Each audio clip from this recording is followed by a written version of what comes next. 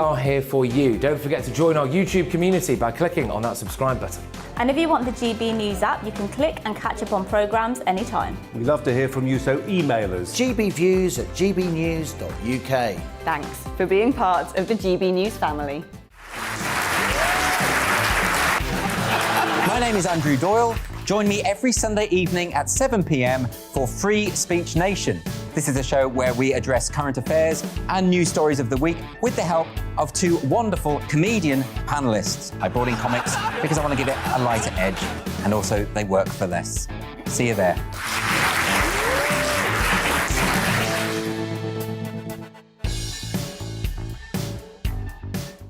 Join my show Farage, 7 p.m. till 8 p.m. Monday through Thursday, and there you will get opinion, analysis, debate, and I'll cover stories that nobody else dares to touch.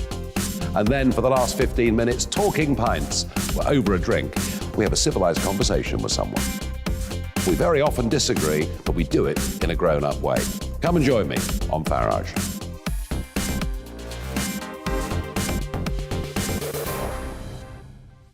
I'm Colin Brazier. I've reported from more than 70 countries around the world, covered wars from Afghanistan to Iraq, from Lebanon to the Balkans. I'm trying to bring that experience, that feel for events, to the studio. And something else, I'm ready to give an opinion. Today's stories with a spark. Brazier from 8 p.m. weekdays on GB News.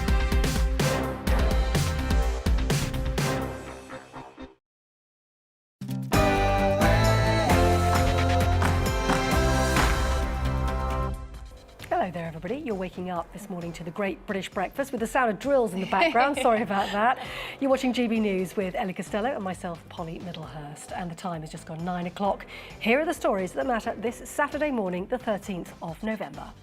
COP26 was due to finish yesterday. Well, that didn't quite happen, did it? It seems 2 weeks wasn't enough for them, so delegates will return today for further talks.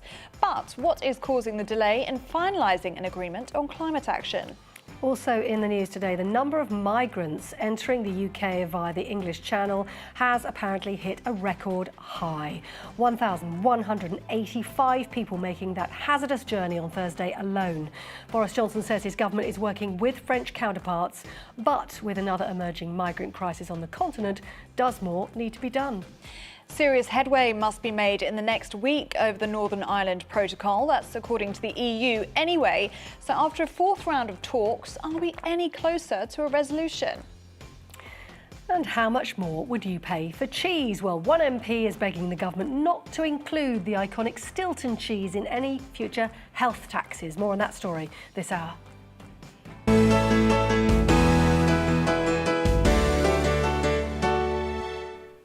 Well, we all thought it would be over by now, but the COP26 conference in Glasgow is going to be extended by another day, with a third draft text due to be released this morning. An agreement was set to be reached by yesterday, but talks are now well into overtime as negotiators from nearly 200 countries remain deadlocked over a deal on tackling climate change. But despite the setback, Boris Johnson believes that an ambitious outcome is in sight. Well, speaking yesterday, the Prime Minister urged negotiators to have courage in finalising a deal over climate commitments and said the focus now needs to be on finding a solution to help developing countries. The developed world has to make that financial commitment to those who are on the path of development and who aren't responsible historically for those emissions. So we do need to see the cash on the table to help the developing world to make the changes necessary. Well, First Minister of Scotland, Nicola Sturgeon, had similar words for the negotiators. She said there was no excuse for not coming out of these talks with a clear pathway on climate action. Don't fail. Don't come out of the negotiating room not being able to look the next generation in the eye. With political leadership, there is no excuse for not coming out of this summit, not with climate change resolved, that was never going to happen, but with a clear pathway that means 1.5 degrees is alive as a goal. That means serious emissions reductions in this decade and real action on finance, because unless we have that, we won't meet the 1.5 goal. And on loss and damage, a recognition that the rich, industrialised, developed world have caused climate change, and we have a duty, an obligation to provide financial help to those countries that are suffering the loss of it right now. So that's what a good deal looks like. It's within reach. And so to leaders, I would say, stay in that room until you get it, and then come out, and then let's all make sure we turn it into action. Sturgeon speaking there. Well, as the wait goes on and progress on the deal is awaited, frustration is also growing for politicians and public alike. I'd like to apologise for the background noise here. We have got somebody drilling in the background. We've sent somebody out to address that matter. But let's get back to COP26. Earlier this morning, we spoke to our political editor, Darren McCaffrey, in Glasgow about those roadblocks to progressing on climate change. Negotiations, they are carrying on. As you say, they have been carrying on during the night. These are really complex, difficult negotiations, to be frank. You've got 200 countries, often with very different perceptions of what needs to be done, trying to reach a deal. You're right in saying it was meant to be reached last night at 6. Those talks have carried on, and they are likely to do so again today. But ultimately, this shouldn't come as a surprise. It pretty much happens at every COP. That things do not happen to schedule. And there are these difficult patches, these things that need to be sorted out. You may remember the Prime Minister, before COP started, saying that there were coal, cars, cash and trees were the main baskets that he wanted negotiators to focus on. Well, trees seem to be kind of done, cars a bit uncontentious. It comes down to those two key areas of coal or fossil fuels and cash. On the coal fossil fuels front, Saudi Arabia, China and others simply do not want that many references to coal and fossil fuels in the final agreement. They feel that that's not good for them, and also it was not in the Paris Accord, and they do not want it to be included. Others are obviously pushing for that because they feel, well, you can't really tackle global emissions if you don't tackle countries' dependence on things like coal. And additionally, this big issue of cash, that essentially developing countries want more money. They say that they need financial assistance if they are to get anywhere close to lowering their emissions. They say this is primarily a problem that's been created by Western countries, and that they should kind of stump up more money to help them mitigate their carbon emissions, while at the same time also deal with some of the consequences of climate change too. So those are the two big outstanding areas that negotiators have been talking about over the last couple of days. The expectation is later on this morning we're going to get that final draft put forward. There'll then be another big plenary meeting headed by Alok Sharma, the COP president, with a hope that a deal potentially could be signed later on today. The thing is this going to be the breakthrough moment that the Prime Minister and many others wanted? At the moment, and we haven't got the final details yet, it's not signed, sealed and delivered, but at the moment it doesn't seem like this is going to be a breakthrough COP conference with the aspiration of trying to keep that 1.5 degrees cap on global temperature rises as a thing still. And I think that will be slightly disappointing for many, not least of all for climate change activists who argue that this is an emergency that needs to be dealt with now. Progress has been made, that historic deal between the US and China, things like deforestation. There has been progress here at this COP, but it's been much more incremental rather than a kind of big breakthrough moment that we kind of saw in Paris 6 years ago. Darren McCaffrey there reporting earlier on from COP26 in Glasgow. Another one of our top stories this morning, and a record number of migrants crossed the English Channel earlier this week. A further 1,185 people reached British shores to seek asylum as the calmer conditions made crossing easier. More than 23,000 people have made the crossing from France, more than double the number who made the journey by this point in 2020. Currently, migrants can legitimately claim asylum in the UK if they reach it, although this is a current point of debate as the new plan for immigration, which is currently passing through the Commons, would make that a lot harder. Well, joining us now is Towed Pasha from the UK's head office at the International Organisation for Migration, which is the UN Migration Agency. Good morning, Towed. This is unprecedented, isn't it? We usually see record-breaking numbers in those hot summer months when crossings are easier and smoother, but we're now well into November and these record-breaking weeks just keep on coming. Why is that? Yeah, the waters have been fairly calm recently, and that does make the crossing slightly easier. But the fact is that we've had over 12 people, according to our own figures as the UN Migration Agency, die this year, and that's 12 people too many. And last year there were over 20 people who actually lost their lives trying to cross the channel.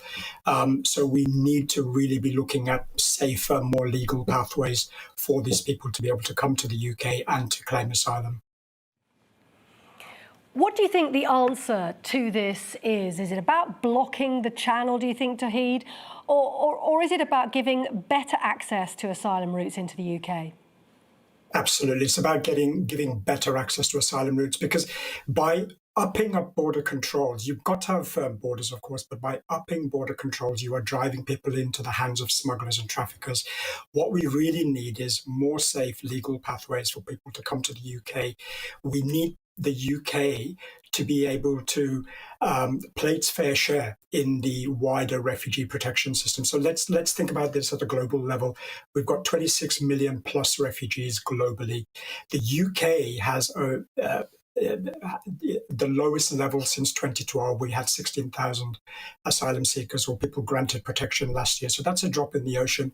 We are taking the right steps in the UK. I mean, with following the Afghan situation and the Taliban coming in, the UK stepped up its resettlement quota for people in Iran and Pakistan.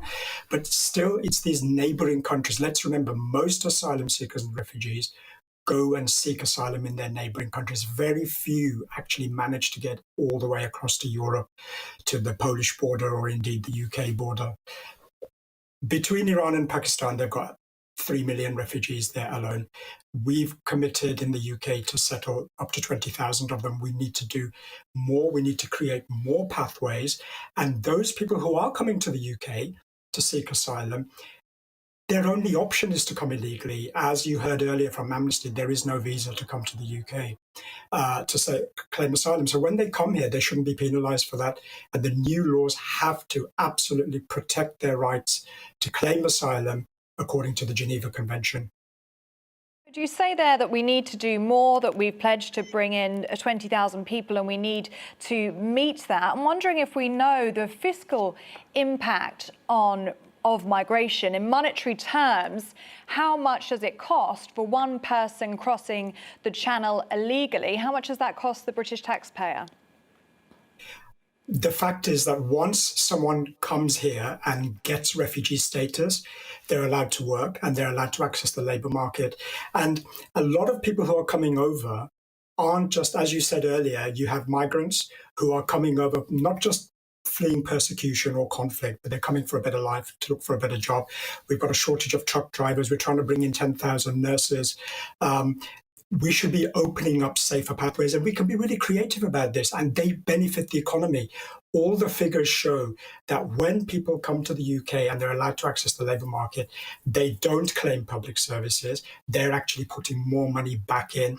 And so, for example, if you look at a really innovative scheme that we're looking at, where we're bringing in Syrian nurses who are displaced in Jordan and Lebanon, they've got the skills. We can benefit from those skills. They're displaced. They're living in refugee camps. Why not create better access for those people to come here and share their skills? And also, just to say it's a win-win situation, they also send money back home. They contribute to humanitarian work back at home. If you look at the UK's migrant communities, the diaspora communities, they respond to earthquakes, famines, floods, all the effects of climate change. They're the first responders. So it helps Britain. These communities, migrant communities, help Britain do their part in responding to global crises. Asking about the cost to the British taxpayer, because although you're right, if they are granted asylum, they can work here in this country. Whilst they're being processed, they are eligible for state support for accommodation. Each asylum seeker is given £39.63 in a weekly allowance, also given free access to healthcare and education. And for pregnant women and children under 3, they are also entitled to extra support. Now, you've got to appreciate that with 1,200 people crossing on Thursday, 23,000 people crossing so far in 2021, that adds up considerably for the British taxpayer. That's unsustainable at that rate. Yeah, that's absolutely right. When they're in the asylum system, they're not allowed to work. They are forced to be dependent upon the state. We need to get them out of the asylum system. They need to be processed much, much faster, much better, more efficiently, more fairly. And once you do that, and you will see that they get their refugee status recognized. And we don't want them to go through an appeal system either. They need to be processed fairly, so you don't have to challenge their cases in appeal.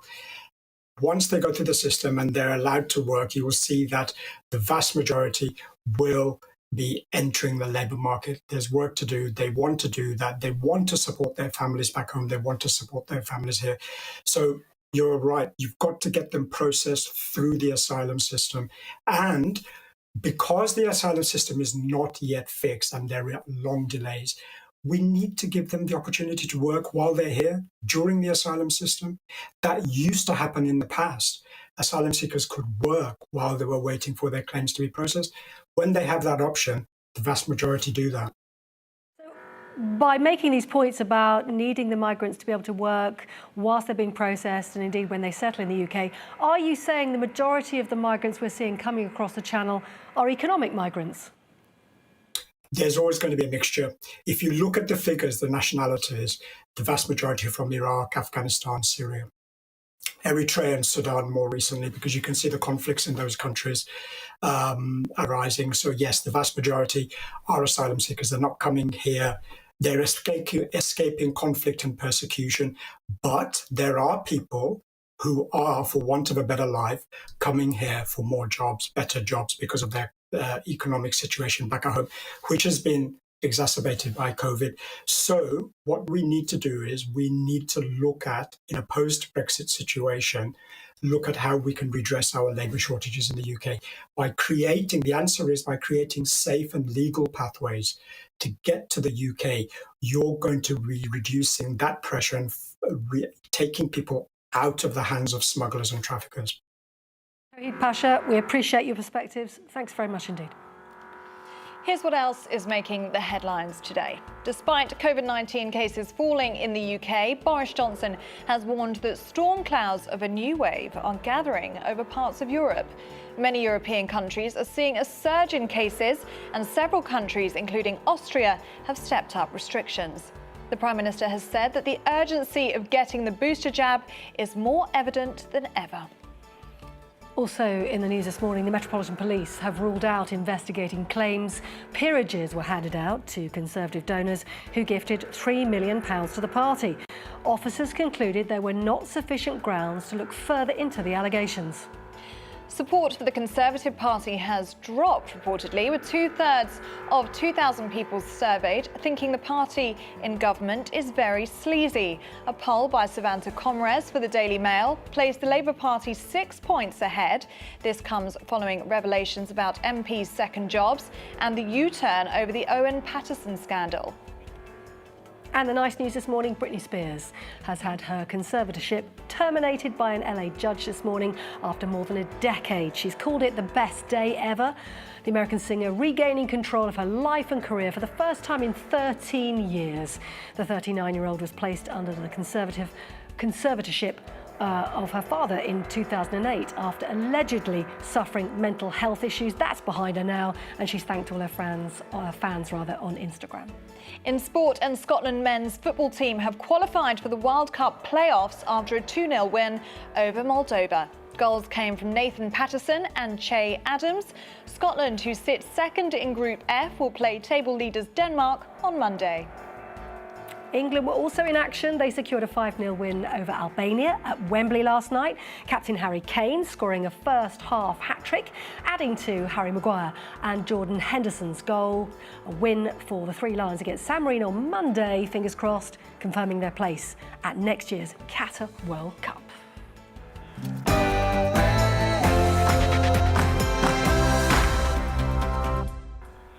So the fourth round of talks on the Northern Ireland Protocol taking place yesterday, and it does seem some progress may have been made. Our Northern Ireland reporter Dougie Beattie spoke to us earlier on this morning to give us the latest on those negotiations. Well, I think Mara Seprovich probably watched GBNews because we did about medicines coming in Northern Ireland about 2 weeks ago and everybody told me it was a non-story. The EU have put that right at the very top of their agenda, and that's where they are making progress. They're making progress in getting some of that paperwork and legislation out of the road, bringing in those type of goods to Northern Ireland. The problem being with the protocol and where it's not seen real progress is the protocol replaces, it's a very blunt instrument, and it replaces Article 6 of the Act of the Union. The DNA that holds the United Kingdom together is replaced by the protocol, and the protocol is overseen by the European Courts of Justice. Now that would be like you or I going into a car dealer, buying a second-hand car, then being made to buy a guarantee written by the car dealer and overseen by him.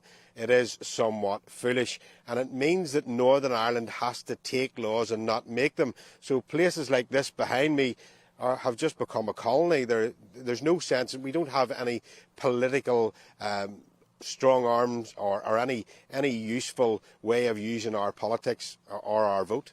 Of course, are in and around customs checks back and forward coming in and out of Northern Ireland. It is seen a massive amount of paperwork which is causing supply issues here, so lots of companies no longer want to deliver to Northern Ireland. It's not worth their while. There is only 1.8 million of us here.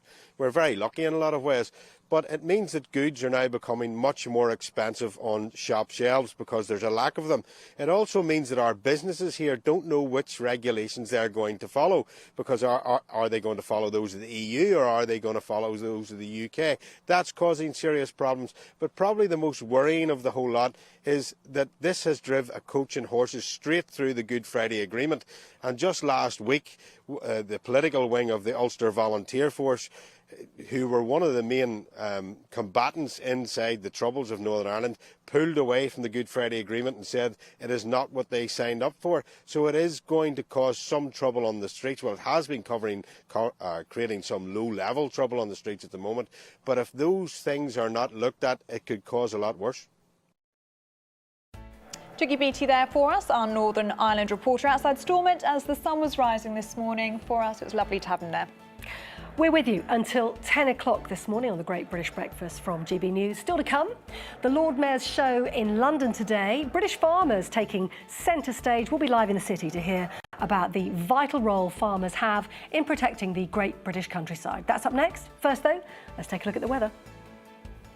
Good morning. Well, it's another grey and misty start for some of us first thing this morning, but it is going to be a drier day. There will be some brightness at times and the winds will be much lighter than they were on Friday. That low pressure from Friday is moving out of the way. We've now got high pressure building in as we go through this weekend, so that settles our weather down. It keeps those weather fronts away to the northwest and it brings us plenty of fine weather. So starting the day then, as I say, some grey mistiness across southern areas, but the cloud will soon start to lift and break and we will see some sunny spells developing through the day. The best of that sunshine likely to be across Scotland, I think, through today, also eastern parts of Northern Ireland. But out towards the west here, we will see some cloud and outbreaks of drizzly rain picking up later on. Also going to be quite cloudy and misty across the southeast of England, East Anglia, with a breeze coming in off the North Sea. Feeling a bit cooler here, but otherwise not too bad for mid-November.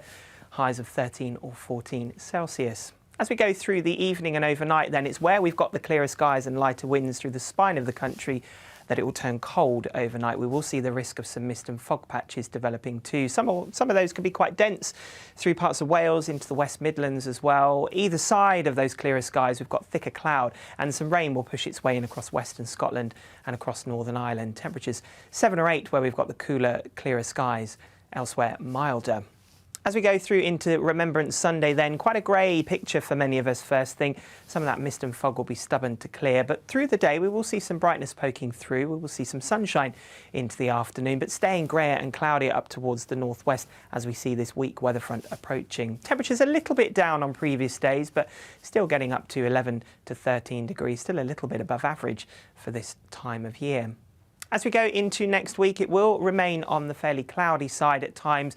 Best of any drier and brighter weather down towards the south, and our temperatures fairly similar into the middle part of the week. Bye-bye.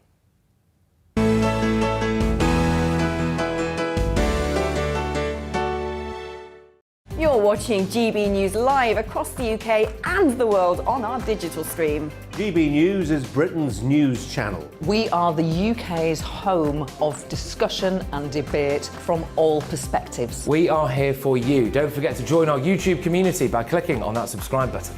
And if you want the GB News app, you can click and catch up on programmes anytime. We love to hear from you, so email us. gbviews@gbnews.uk. Thanks for being part of the GB News family. My name is Andrew Doyle. Join me every Sunday evening at 7 p.m. for Free Speech Nation. This is a show where we address current affairs and news stories of the week with the help of two wonderful comedian panellists. I brought in comics because I want to give it a lighter edge, and also they work for less. See you there.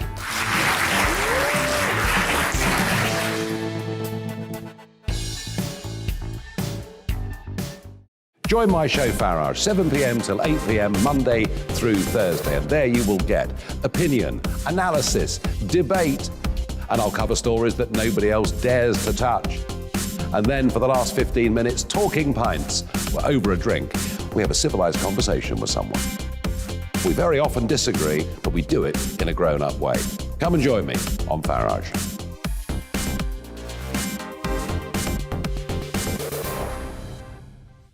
I'm Colin Brazier.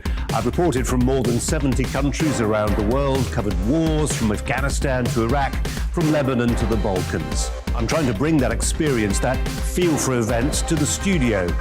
And something else. I'm ready to give an opinion. Today's stories with a spark. Brazier from 8 p.m. weekdays on GB News.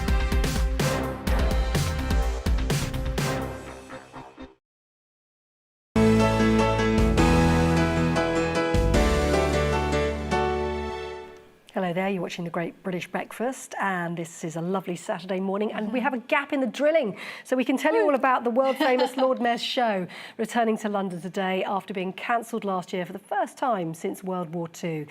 The annual parade through England's capital enables the Lord Mayor to show themselves off to the city before swearing an oath of allegiance to the Queen outside St Paul's Cathedral. A procession of 6,500 people, 120 horses and over 50 decorated floats will be making its way through the City of London, and this year British farmers will be taking centre stage. They hope to demonstrate their vital role in protecting the British countryside and showcase their role in helping fight climate change. Well, Karen Mercer is the master of the Worshipful Company of Farmers, an organisation dedicated to advancing the farming industry. Good morning to you, Karen. Thank you so much for joining us. You're live in the City of London for us now, and the farming industry is taking centre stage today, but it has been a really challenging time for the industry, hasn't it, with the HGV shortage and also a shortage of workers this harvest time?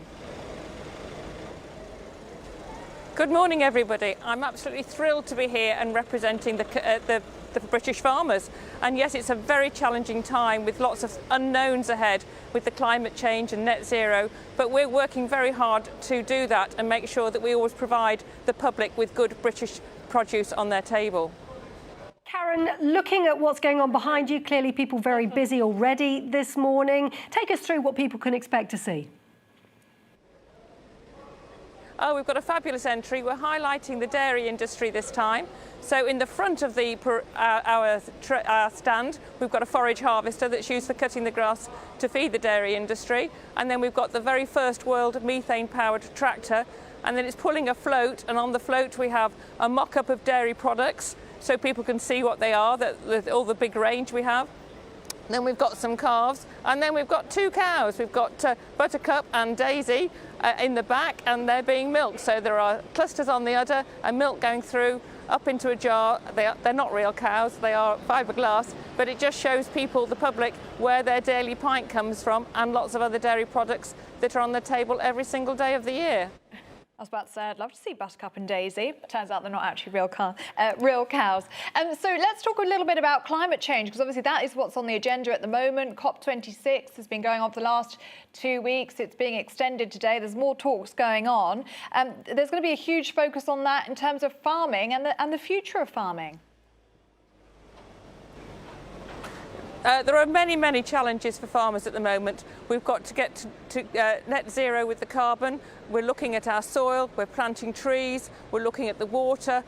Farmers are working very, very hard to achieve everything that the government is asking from us. And then we've got the international trade deals going on, which is all a bit of a concern to make sure that we are going to be competing with other countries with the same standards as us. So lots of challenges out there for the farmers at the moment, but we will rise to the challenge, and as ever we'll feed the country and look after the environment for future years.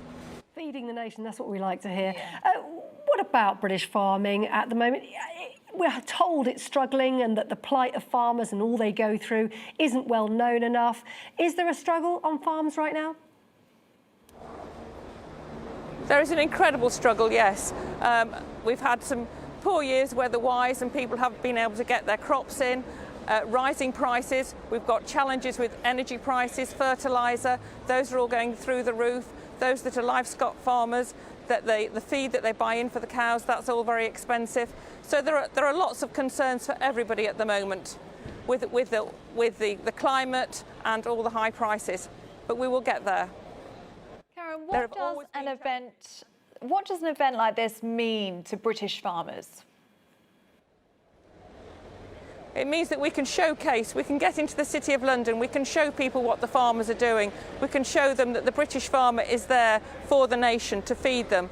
And it highlights that a lot of people won't even have ever seen cows, so we've got them on the trailer now, they can see them being milked and hopefully get a better understanding. I've got the Young Farmers Movement here with us as well, and Surrey Docks Farm, and they'll be there to talk to the public and ask any questions. So yes, it's a great thing for us to be able to do this and come and showcase our industry. We wish you the very best of luck today in the City of London. It looks really busy behind you. Best wishes, shall I say, from all of us here at GB News. Thanks for joining us today. Sounds like a lot of fun, doesn't it? It does. Action-packed day. Now, tomorrow is Remembrance Sunday, and to mark the centenary of the Royal British Legion, more than 30,000 poppies have been draped around a castle in North Yorkshire. Volunteers have covered the stone walls and battlements of Knaresborough Castle in thousands of individual handmade flowers. Yep, the whole community, including local school children, created the poppies to commemorate the 100th anniversary of the organisation, the Royal British Legion.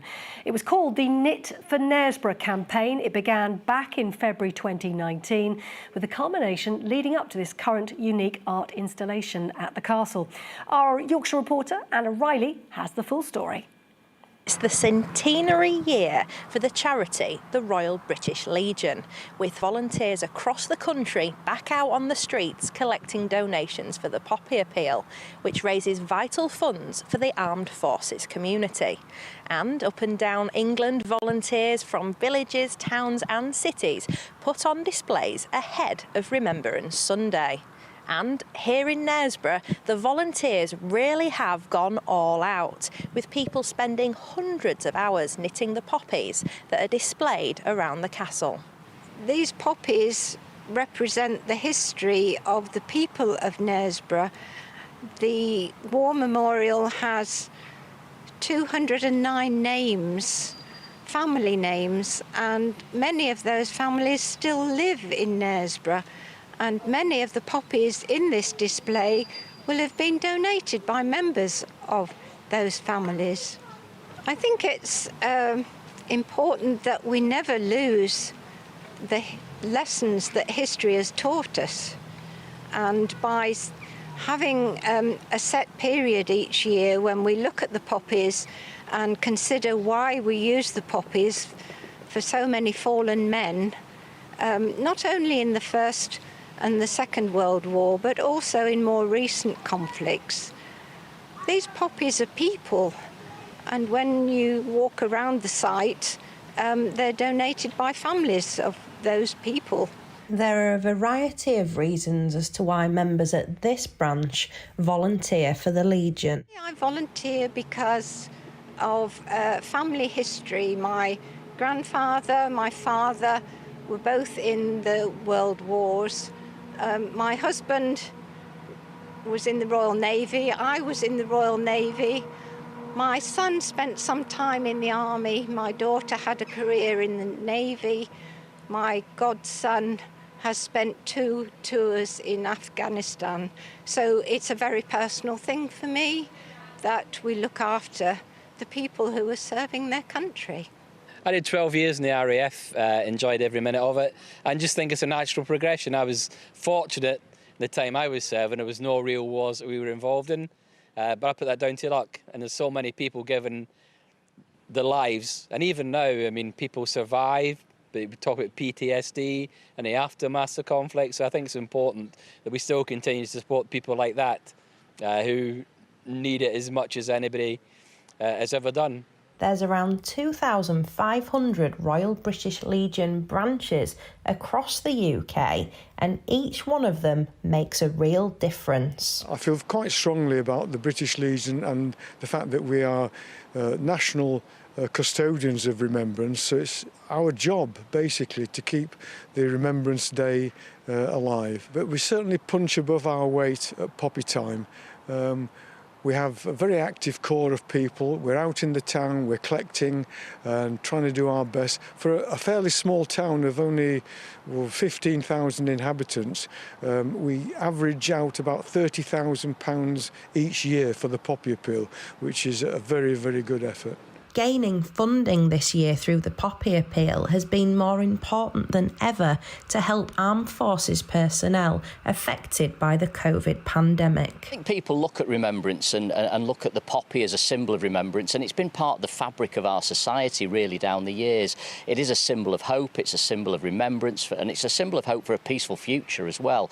And I think people have been looking for something like this since COVID came along, and of course it's never been more important than it is this year because of COVID. We've had a big increase in calls at the Royal British Legion from veterans and their families who are struggling this year with new and more complex issues, particularly around social isolation, homelessness, lack of funds, people who are struggling to find employment, people who've maybe never come forward for charitable help before, but they're coming forward this year. So this year more than ever, every poppy counts. Around 700 people are expected here at the Remembrance Service on Sunday to remember those that fell for us in World War I and World War II, but also to thank the current serving armed forces members and those before them for protecting Britain and our freedoms. Anna Riley in Knaresborough for GB News. And thank you to Anna for that report. Rhiannon Jones has your sports next. Rhiannon, what are the big stories today?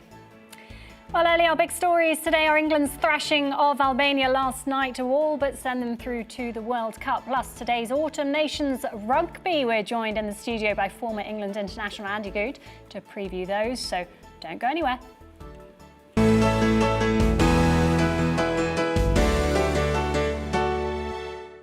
You're watching GB News live across the UK and the world on our digital stream. GB News is Britain's news channel. We are the UK's home of discussion and debate from all perspectives. We are here for you. Don't forget to join our YouTube community by clicking on that subscribe button.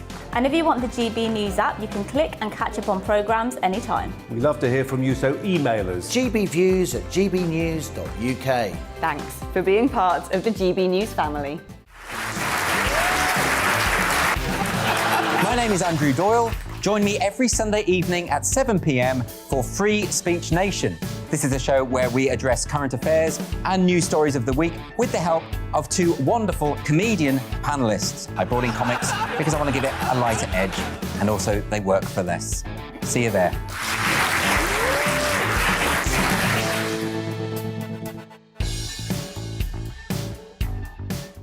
Join my show Farage, 7 p.m. till 8 p.m. Monday through Thursday, and there you will get opinion, analysis, debate, and I'll cover stories that nobody else dares to touch. And then for the last 15 minutes, talking pints. We're over a drink. We have a civilised conversation with someone. We very often disagree, but we do it in a grown-up way. Come and join me on Farage.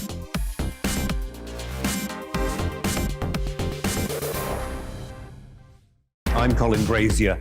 I've reported from more than 70 countries around the world, covered wars from Afghanistan to Iraq, from Lebanon to the Balkans. I'm trying to bring that experience, that feel for events, to the studio. And something else, I'm ready to give an opinion. Today's stories with a spark. Brazier from 8 p.m. weekdays on GB News.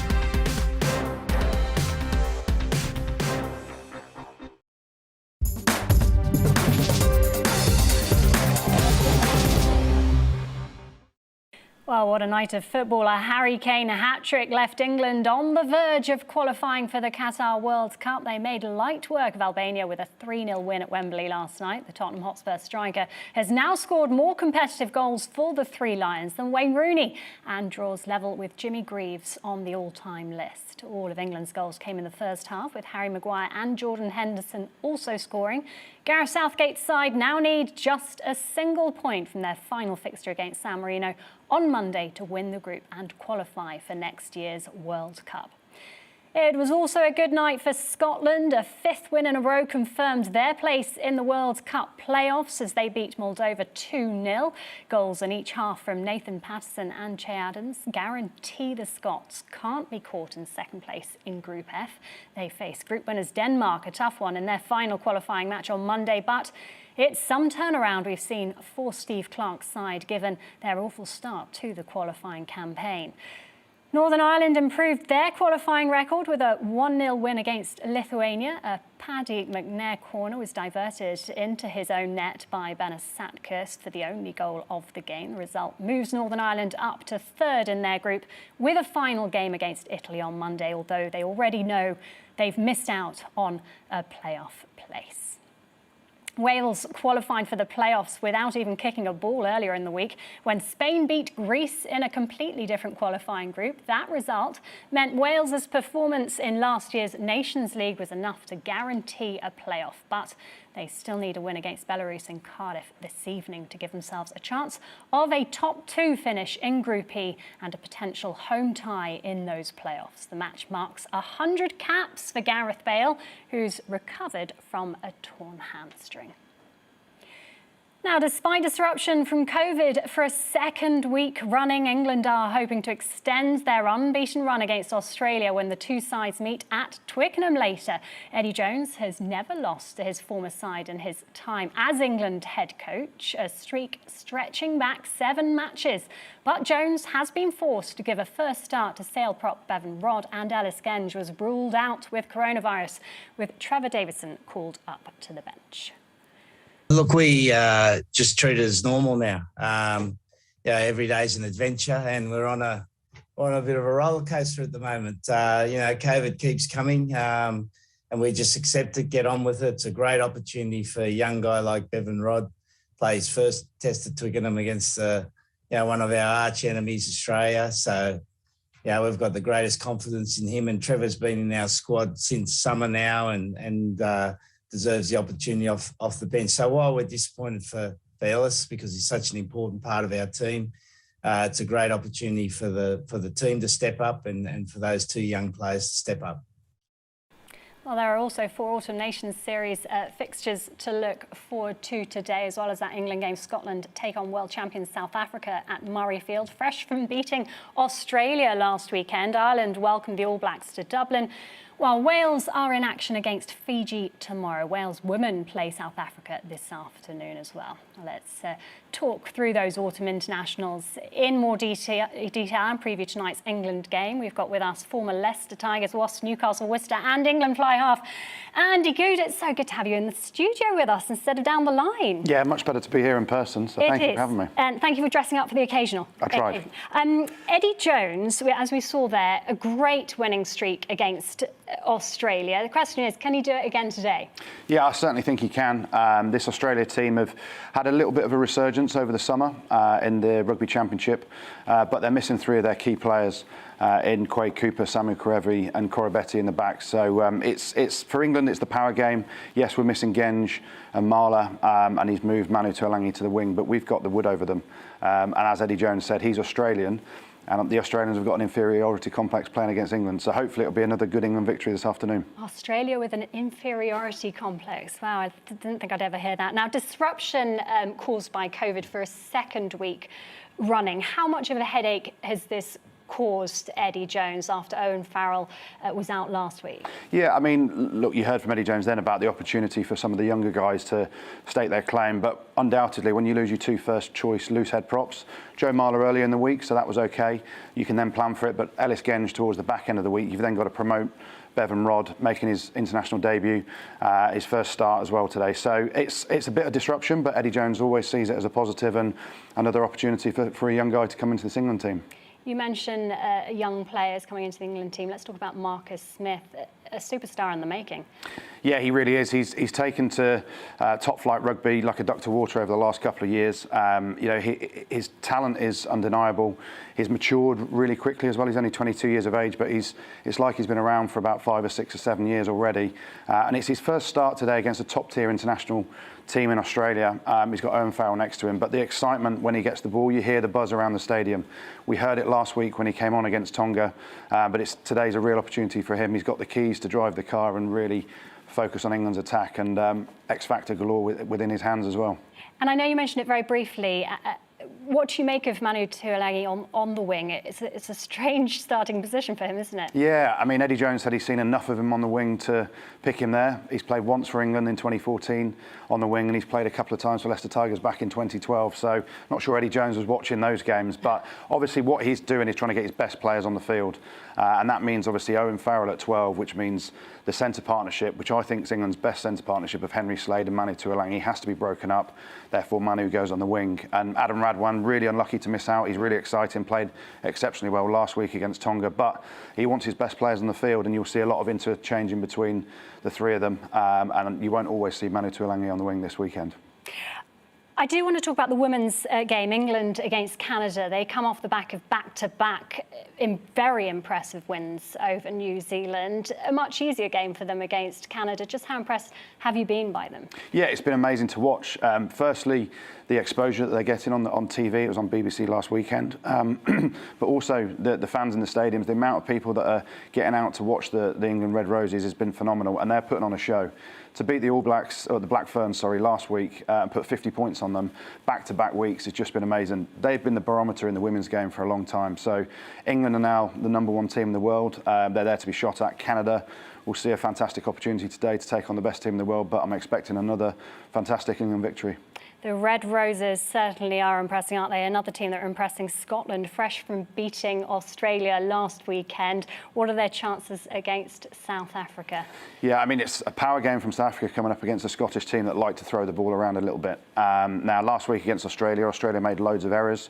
Scotland capitalised on that and actually had a fantastic drive and line out to score a try against them. So they won't be doing that today against South Africa, who's forward pack. The pack is an absolute gun pack. It's monstrous in size. So it's going to be 2 very different clashes in styles. I think the Scots are buoyed with confidence. Stuart Hogg at fullback and Finn Russell at fly half are fantastic operators that can pull strings and really try and open South Africa up. But I just think at the end of the day, South Africa will have too much power up front, and their kicking game will be as strong as ever. We have Shane Williams on the show tomorrow to talk through the Wales game. So just quickly, Ireland against New Zealand, can they do it? Yeah, they can. Mouth-watering game. You go back to Chicago a few years ago when Ireland beat the All Blacks, to some people's surprise. A few weeks later, the All Blacks put it to Ireland in Dublin. So the All Blacks won't forget that. They've gone with their first choice team today. Johnny Sexton was brilliant last week in his 100th game, but I just think the All Blacks have got too much power, too much pace. The precision and the finishing of Jordan on the wing will be slightly too much for the Irish, unfortunately. Andy, it's been such a pleasure having you in here. Great, Enjoy the games and hopefully you'll come back again. Certainly will, thank you. Take care. Now, on to Formula One. Lewis Hamilton will find out later if he'll be dropped to the back of the grid for today's sprint qualifying race at the Sao Paulo Grand Prix. The world champions Mercedes is under investigation for a technical issue with its rear wing, having already accepted a grid penalty for tomorrow's main race. Well, our Formula One correspondent Rosanna Tennant is in Sao Paulo with the details. The 19th round of the 2021 Formula One World Championship takes place in Brazil this weekend with the all-new renamed Sao Paulo Grand Prix. And coming into this weekend, it's Max Verstappen who is still in the lead of the Drivers' Championship, having extended his lead to 19 points over the reigning world champion and Mercedes driver Lewis Hamilton. And this weekend we're running an all-new format, with qualifying taking place yesterday instead of its usual Saturday afternoon slot. Then this afternoon there'll be the sprint race, and tomorrow it'll be the Sao Paulo Grand Prix. And it was Lewis Hamilton who went fastest in Friday afternoon's qualifying session, taking the Speed King award. And that should have buoyed his spirits, because on Friday morning it was announced that he would take an engine penalty here in Brazil, dropping him 5 places on the grid for the Sao Paulo Grand Prix on Sunday afternoon. But at the end of the qualifying session, it was revealed that Lewis Hamilton had potentially breached one of the technical regulations, with the rear wing of his car potentially not adhering to the rules. So it's going to be a difficult weekend for Mercedes and Lewis Hamilton, with perhaps more penalties coming their way, even a disqualification. Lewis Hamilton has got work to do to close that gap to Max Verstappen, and equally Mercedes are struggling to stay ahead of Red Bull, currently just 1 point separating those two teams. So it's going to be a big weekend here in Brazil as we edge towards the end of this incredible 2021 season. Don't forget, sprint race this afternoon and then the Sao Paulo Grand Prix tomorrow. Looking forward to that one. Well, that's it for now. We'll be back tomorrow morning with more sport when we'll be joined by former England manager Sam Allardyce. Don't miss it. See you then.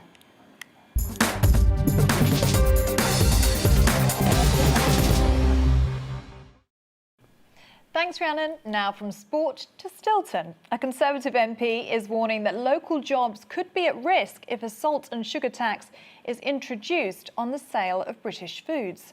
Rutland and Melton's MP Alicia Kearns is asking the government not to include the in any future health taxes. All that's because Stilton's recipe includes a large amount of salt.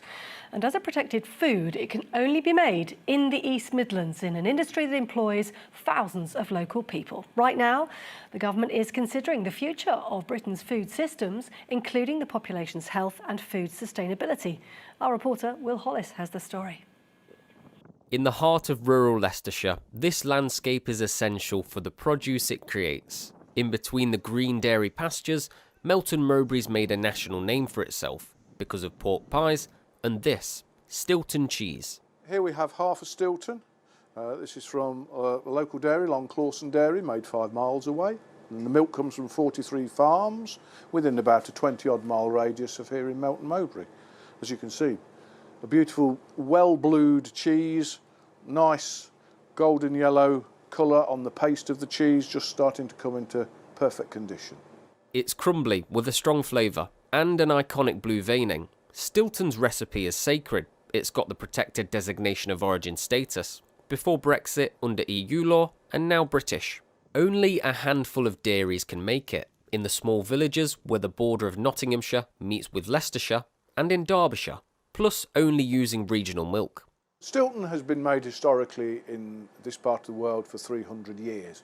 Very traditional product, and ironically can't be made in Stilton, of course, because Stilton is in Cambridgeshire. So it's one of our protected cheeses. It's also, importantly, it's trademarked, which not many people realise. So it was trademarked back in the 60s to stop people in the States making an inferior quality cheese called Stilton. With such safeguarding, it's surprising to learn that the recipe is at risk. At least that's what the local MP reckons. You see, Stilton needs a lot of salt to create the blue veins and enhance its flavour. Right now, the government is examining the British food system, considering the nation's health and food security. A recommended tax on salty and sugary foods set out in the National Food Strategy could drastically change Stilton's quality and cost. Alicia's ready to defend it. I think there's no question that British people, we love our cheese, and Melton Mowbray is the home of Stilton. Now, there's a big national food strategy currently being considered, and one of the proposals is that we should have a £6 per kilogram tax on salt. Now, for Stilton, that would be a real problem because we can't change our recipe and we shouldn't be asked to change our recipe. Health taxes on food and drink appear to work. It's believed that cases of childhood obesity are down by 36,000 since the soft drinks sugar tax came in. As well as reducing health risks like heart disease, a salt and sugar tax could create around £3 billion for the Treasury. But Alicia says this kind of tax isn't meant for specialty foods, and it would put jobs at risk. The government rightly wants us to eat as healthily as we can and to make sure we have as little reliance on imports as we can and that we produce our food well. There's no question we eat too much salt, but I think when they're talking about salt, they're talking about things such as microwavable meals, not things like the queen of, British cheese, Stilton. About 2,000 jobs in Melton Mowbray and the area around alone rely on Stilton. So they're really important. What we found is that when you have a geographically protected food like Stilton or Melton Mowbray pork pie, people get paid more money, the products are worth more money, but also they stand up for Britain. Look at the Japanese trade deal. Stilton was on the platform, on the key things being discussed. We're proud of our food, it's part of who we are, it represents our nation, and we need to protect it because economically matters to places like Melton. 15, 16, 17. At Melton's cattle market, locals buy and sell the traditional way. Most of the food on sale here is produced locally. It comes in from the farms and dairies just on the outskirts of Melton Mowbray. And for the people that work here, protecting those foods is a top priority. It means it's going to be produced all the time from this area. That's the passion that people have for the products that we make here. We don't just want someone who's copying them or doing them cheaply and losing that authenticity that was there from the beginning. The Department for Environment, Food and Rural Affairs says that it is considering the Independent Food Review and that the food strategy will set out its ambition and priorities for the food system to support exceptional British food and drink producers, protect and enhance the nation's health and the natural environment for the generations to come. Alicia's confident that her hometown's cheese won't be touched. The government's food plan is expected next year. Will Hollis reporting from Melton Mowbray in the East Midlands. And thank you very much to Will for that very important report on cheese. Well, we've been asking you this morning, what do you think about a recent survey that found the Tories are polling below Labour? Well, lots of you have been in touch, haven't they? Yeah, Alison saying, why is everyone thinking that the sleaze is affecting the polls and not the other big story, COP26? Alison continues, climate change policies are having a much greater effect on people than whether or not MPs have a second job or pay too much for their wallpaper. Thank you for that, Alison. Yep, and another topic that we've been talking about today is migration. Record-breaking crossings on the Channel this week. Almost 1,200 people crossed on Thursday. Don has been in touch. He says these boat people crossing the Channel are not migrants. They are legal immigrants. They should have no claim to asylum, nor should they be processed, but immediately returned to the last safe country that they transited from. Thank you very much, Don, for being in touch with us there. It's a point of view.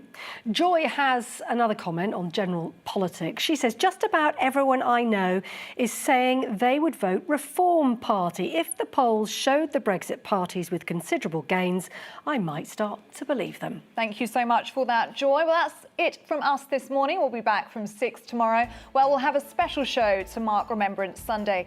Stay with GB News. Up next, Esther McVeigh and Tonya Buxton will be here with Saturday Morning UK. First, though, let's get the weather for you. See you tomorrow.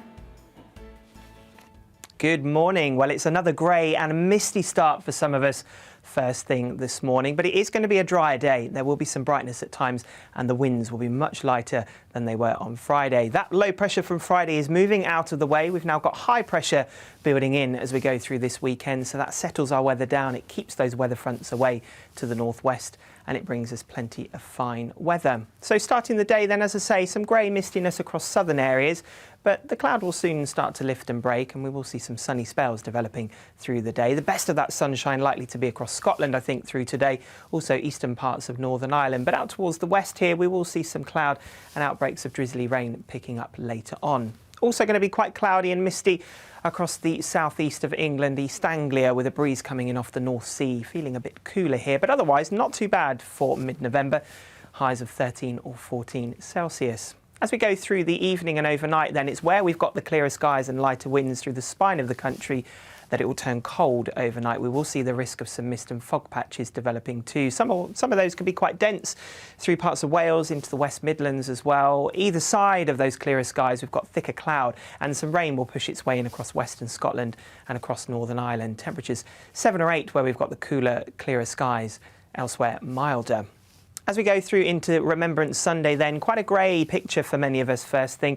Some of that mist and fog will be stubborn to clear, but through the day we will see some brightness poking through. We will see some sunshine into the afternoon, but staying greyer and cloudier up towards the northwest as we see this weak weather front approaching. Temperatures a little bit down on previous days, but still getting up to 11 to 13 degrees, still a little bit above average for this time of year. As we go into next week, it will remain on the fairly cloudy side at times. Best of any drier and brighter weather down towards the south, and our temperatures fairly similar into the middle part of the week. Bye-bye.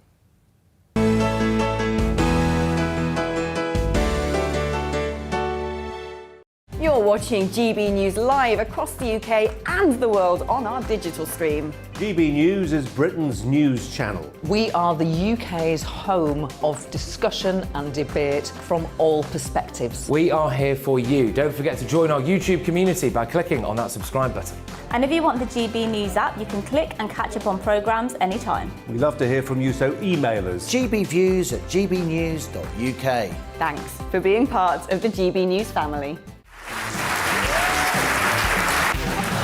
My name is Andrew Doyle. Join me every Sunday evening at 7 p.m. for Free Speech Nation.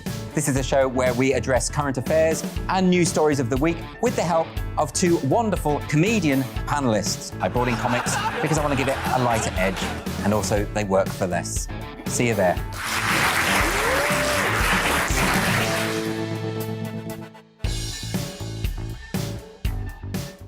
Join my show Farage, 7 p.m. till 8 p.m. Monday through Thursday, and there you will get opinion, analysis, debate, and I'll cover stories that nobody else dares to touch.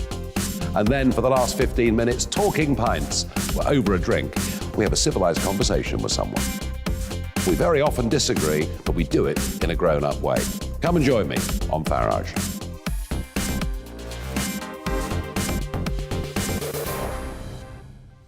I'm Colin Brazier. I've reported from more than 70 countries around the world, covered wars from Afghanistan to Iraq, from Lebanon to the Balkans. I'm trying to bring that experience, that feel for events, to the studio. And something else, I'm ready to give an opinion. Today's stories with a spark. Brazier from 8 p.m. weekdays on GB News.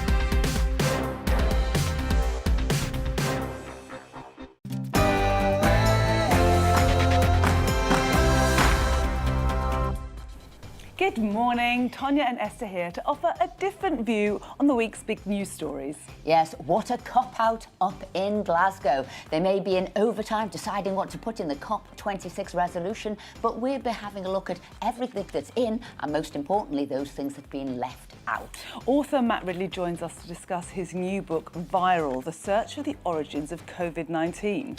And Tonya's cooking up a real winter warmer to keep those colds at bay. That's all coming up, but first, here's the news.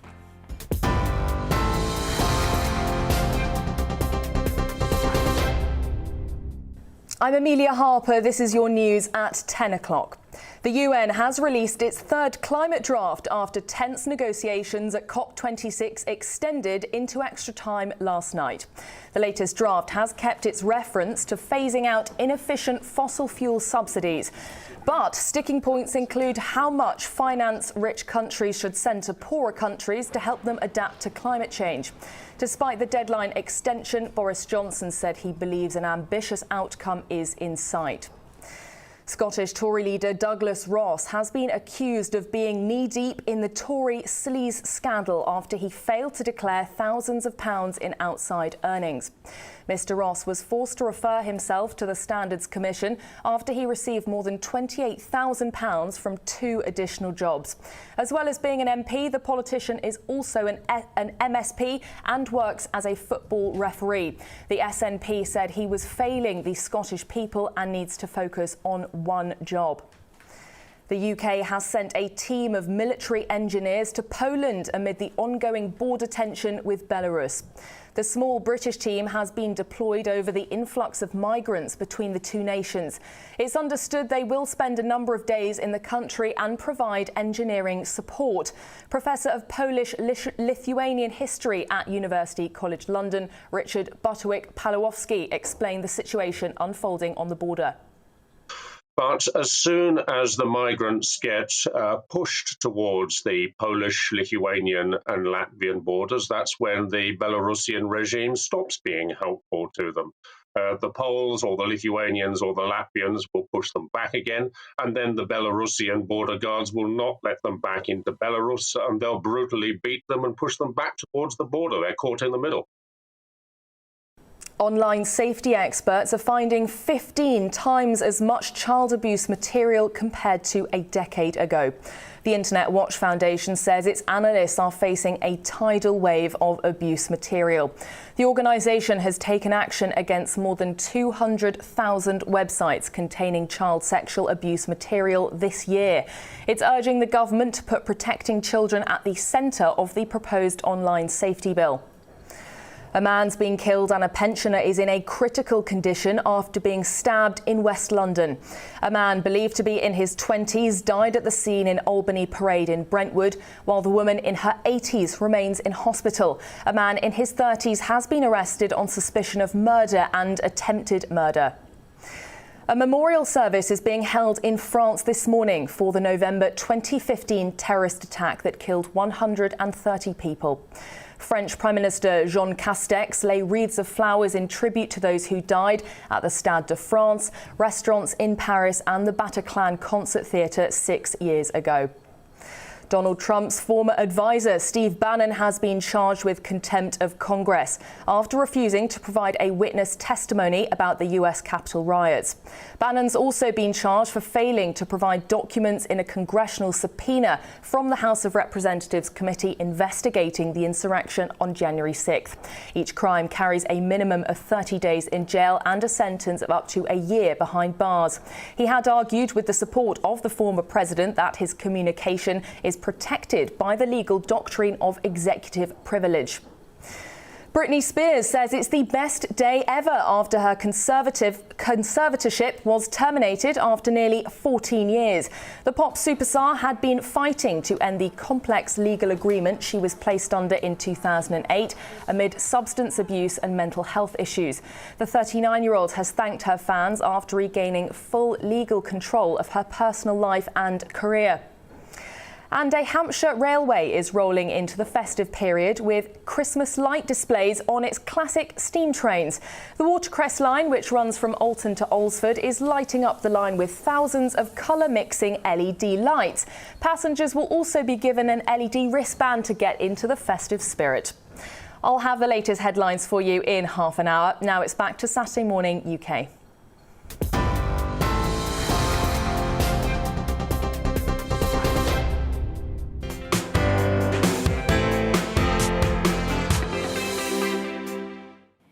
Hello, good morning. Now, the COP26 climate conference was meant to come to an end yesterday, but instead delegates have just in the last few minutes released a third draft of their climate agreement. So what do we know so far? It's been another dark week.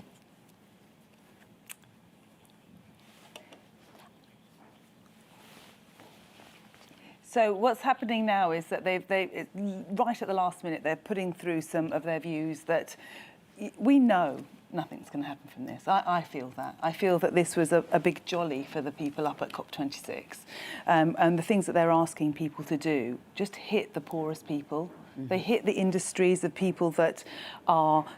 You just can't hit industry because that's where people work and they need their jobs. So they're going to lose their jobs there. And it's the time frame that they're trying to do this in, which is going to hit people. It's not practical, is it? It's just not practical. Well, what I've got here going through all the pages and all of the newspapers today. So if you look in the Mail, a double page here on page 38, 39, look in the Times and also look in the Independent. But what we have seen And this is lots of big aims and ambitions 2 weeks ago, but it's like as if there's been a cooling off period, a bit of common sense period. What can we afford? What can we do? So this carbon neutral that we were meant to be there by 2050, what is happening now? China is saying we can't be there until 2060. Russia, we can't be there till 2060. And remember, China is the biggest emitter. One third. India is saying we can't be there until 2070. And so people are saying, look, what can we do? What time frame can we do it? How are we realistic about these targets? Because what we don't want to do is stop carbon emissions and push all our people into poverty. So that's what you're saying. Absolutely. So definitely a cooling off period there. But what is surprising came out today, and this is top civil servants are saying, that really Britain should try and go 5 years earlier to 2045 to try and shame these countries into doing things. And we know even by getting there for 2050, it's going to cost the public at least £1 trillion. I think we heard a few weeks ago, going to be £30,000 each, right? And so this is what we're dealing with now. We've got to be practical. We've got to know how we do it, how we achieve it, and this transition period, how we're going to achieve it. And that's why the article in the Times today, which was in the business section about who's going to lead the way.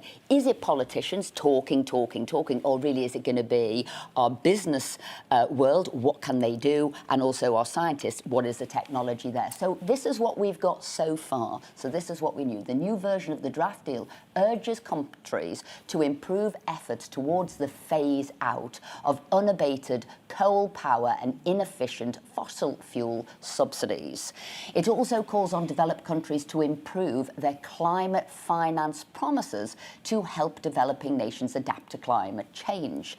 Additionally, it maintains an overarching principle asking countries to revisit and strengthen their 2030 emissions target by the end of 2022 to align with the Paris Agreement temperature goals, which are to limit warming to well below 2 degrees C or 1 degree C. And that's what they're pushing for. Now, remember, some of these countries, what they'd promised and what they said is £100 billion a year ongoing to support these countries, you know, to deal with climate change, you know, adaptations. I get that, supporting them with the adaptation, supporting them to be able to cope with the climate change. Esther, they're just talking about kind of coal emissions there, and Germany, which is, you know, beating its drum nice and loudly, its coal generates 24% of their electricity, and a new coal plant opened last year. So what, they're coming and bleating out this hot air, and yet they opened a new coal plant last year. Didn't they think about COP26? And China's doing sort of one a week. Absolutely. China's also going to get 100 new airports. I think what we've got to do is say, what is the art of the possible? How do we get there? Important people have raised it. We know it's happening. But, and that's why I say it's like a cooling off period now, when the negotiators and the leaders were really looking into what have they signed up for, they've got to say, is it possible? And what the public doesn't want to see, all politicians who won't be in that job in 20, 30, 40 or 50, signing up, costing the public thousands and thousands and thousands of pounds each a year, pushing them to poverty, and none of those people who've made these headlines will be there to pick up the pieces. While you're doing that, I'm just going to ask for your views, because we'd like to hear what you think of this, and you can email us at gbviews@gbnews.uk. We really want to hear your thoughts on COP26, where you think they've gone right, where you think they've gone wrong. We'd love to hear what your thoughts are. And also this point here that should Britain go even earlier, 5 years earlier, at 2045, to try and shame other countries. And remember, we only emit less than 1%, whereas somewhere like China is 30%. So Tanya's right, we want to hear from you. We do want to hear from you. And can we also go to the things that we didn't talk about, that weren't discussed, that could be done now? Because there are many things, because you and I are environmentalists. I'm an environmentalist for the planet, but I'm also an environmentalist for what my body and what my children's bodies are soaking in. And the big thing for me is plastics. That's something that we could do right now, Esther. We could do that right now. We could go into manufacturers and tell them they're not to use the packaging that they're using. We can stop this rubbish with face masks, which are just clogging up the oceans and clogging up the environment. I never walk anywhere now without at least seeing 2 face masks on the floor. These disposable face masks. All of the PPE. All of the PPE. I mean, huge amounts. And the latest reports that came out this week were that we breathe in 7,000 particles of plastic every day. We breathe it in. But just to add to that is that, sorry, it's my thing, because, you know, it says here that these particles in your body can cause stress and change your metabolism. Is this happening to you right now? It's happening to me right now. It can affect your immunity, the ability to fight infections, it can affect your reproductive capacity, and it can be carcinogenic. And they settle in places like your brain and your gut. So this is something that is happening right now. It's something that we can do something about right now, not talking about giving restrictions to people for something that's going to happen in the future. We could be helping the environment now. We had started along that path. I mean, again, Britain was leading the way, getting rid of microbeads, again, looking what's in the world oceans, looking at what's impacting our wildlife, our nature, our birds. We were looking at all of these sort of pollutants. But that went out the window. Yeah, and again, you've got to look at environment in the round, and all of these pollutants were really affecting us on a day-to-day basis. So what can we do? Yeah, there is so much we can do, and we really want to hear your views. So it's gbviews@gbnews.uk. But it's been another dark week for our higher education institutions. John Cleese felt the need to cancel himself after an appearance at I rather like the fact that he did. He cancelled himself, yeah. He did. Cancelled it from because Cambridge University criticised another speaker who did an impression of Hitler. Meanwhile, students who've already missed so much face-to-face learning during the pandemic can expect more cancelled classes after lecturers at 37 universities and colleges voted for strike action over pensions. It was the same union that failed to back Kathleen Stock in her row with students over trans rights, which saw her lose her job at Sussex University. So, joining us now to discuss all of this is Professor Dennis Hayes, Director of Academics for Academic Freedom. Good morning. Good morning. Good morning. Dennis. So there's quite a few things that we can talk about with you today about what's going on in university. We've got strike action there, you know, what are students getting for their money, but also the freedom on campuses to talk about things. And debate things. So, what is happening on universities? Well, I've worked in higher education now for 30 years. And I've never seen a time when the climate has been so intolerant towards open discussion and debate. And that is something I'm not used to saying. I'm usually quite positive about the possibilities of open debate, but it's certainly been closed down for the reasons you mentioned. Not only Kathleen Stock being hounded, although she resigned, she wasn't sacked. David Miller at the University of Bristol. You can go on and on. The Israeli ambassador at the LSE. It seems to me that student groups and small groups of activists are refusing to hear any different views. And the reason for this, and it's my particular take on this, is that in universities and in wider society, there's a therapeutic culture. So if you see yourself as a victim and you're emotionally offended, you seem to empower yourself with the moral authority not to challenge other people and question debate, but to close down debate. And that's what they do in the idea that I'm offended, I'm hurt, therefore you're a victimizer, you're victimizing me, and therefore you must be stopped. And it's that climate that's behind a lot of the things that are happening in universities. It's not political debates in the old sense. So if you were just talking about COP, I mean, I had organised the Battle of Ideas Festival at Buxton, and we had a panel debate with Green speakers and people who are critical of green policies. And that was a healthy situation. But you can't do it in most universities now. And I have to say this, that one of the most appalling things is, as you mentioned, the role of the University and College Union. Because in America, the Association of University Professors has had a statement of academic freedom since 1915. And it constantly takes up the views of academics and defends the views of academics who are being censored in any way. But it doesn't only defend the views of those that the association may agree with, whereas UCU only defends the views of the people that it agrees with, i.e. more telling people what to think.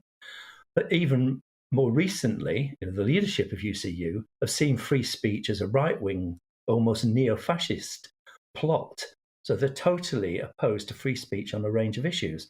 And in that situation, it makes it really, really difficult for Dennis, for people like you who do believe in free speech, are you living in a climate of fear? I don't think it's fear so much as most academics, and this happened in Cambridge, where there was a campaign to change the policy statement from having to respect other views rather than just be tolerant of them. Academics are just passive. I think it's hardly that they live in fear. They live in their own academic world, and then often they're not even aware of what is going on. So I do think I don't think they're afraid. They're just indifferent, and they're quite comfortable. They're quite well off.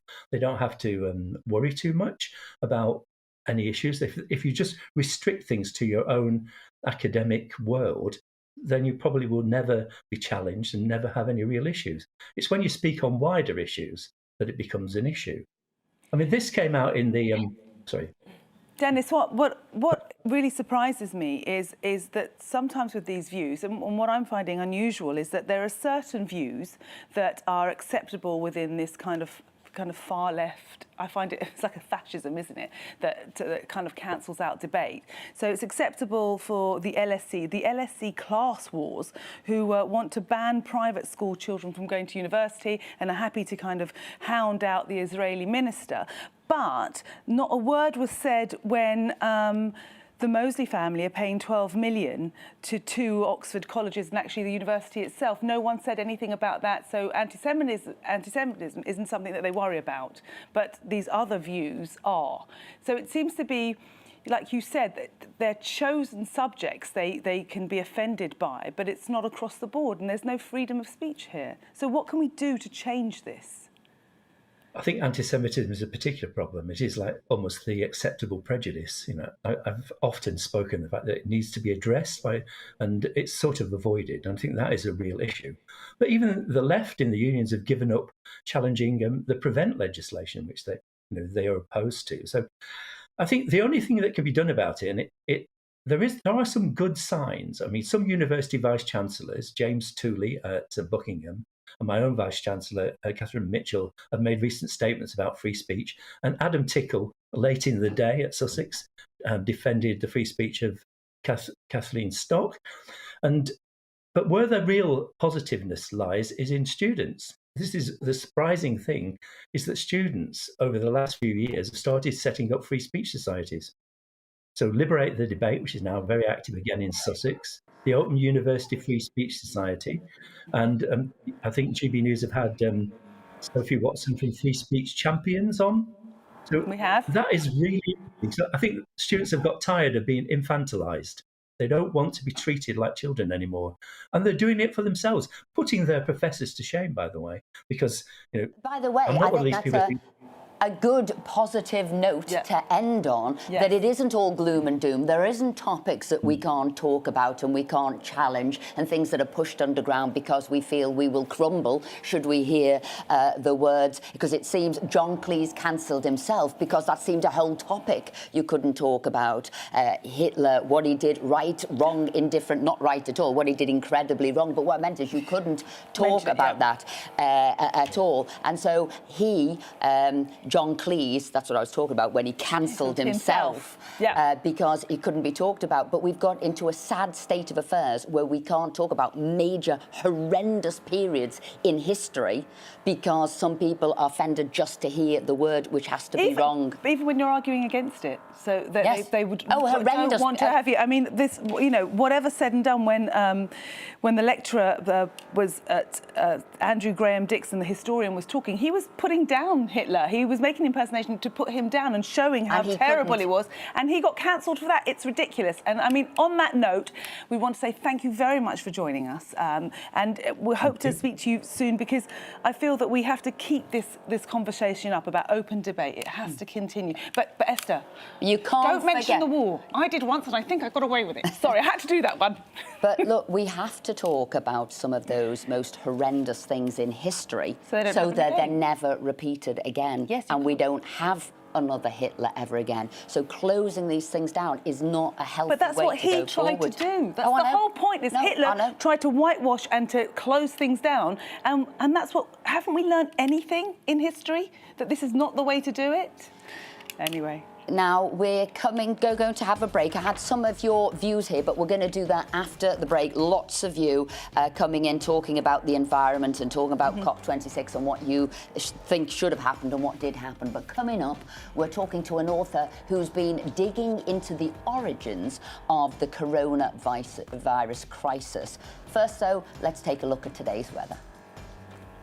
Good morning. Well, it's another grey and misty start for some of us first thing this morning, but it is going to be a drier day. There will be some brightness at times and the winds will be much lighter than they were on Friday. That low pressure from Friday is moving out of the way. We've now got high pressure building in as we go through this weekend, so that settles our weather down. It keeps those weather fronts away to the northwest and it brings us plenty of fine weather. So starting the day then, as I say, some grey mistiness across southern areas, but the cloud will soon start to lift and break and we will see some sunny spells developing through the day. The best of that sunshine likely to be across Scotland, I think, through today, also eastern parts of Northern Ireland. But out towards the west here, we will see some cloud and outbreaks of drizzly rain picking up later on. Also going to be quite cloudy and misty across the southeast of England, East Anglia, with a breeze coming in off the North Sea, feeling a bit cooler here, but otherwise not too bad for mid-November, highs of 13 or 14 Celsius. As we go through the evening and overnight then, it's where we've got the clearer skies and lighter winds through the spine of the country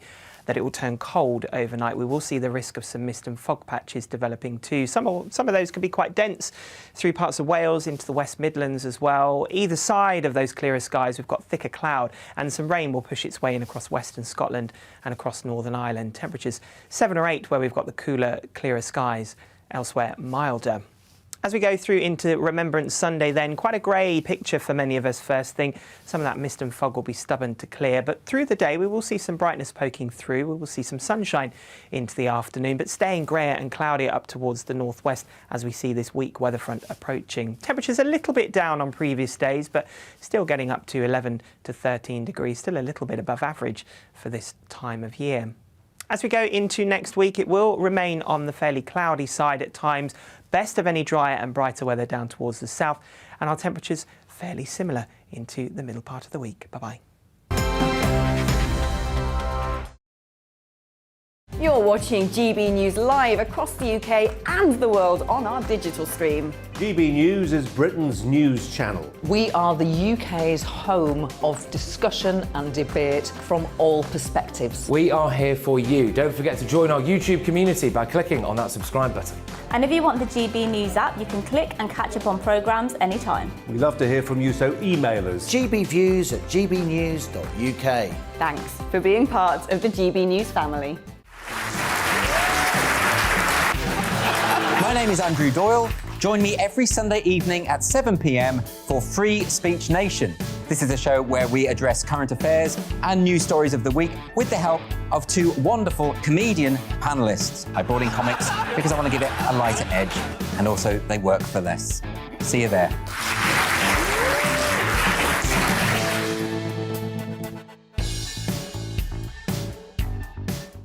Join my show Farage, 7 p.m. till 8 p.m. Monday through Thursday, and there you will get opinion, analysis, debate, and I'll cover stories that nobody else dares to touch.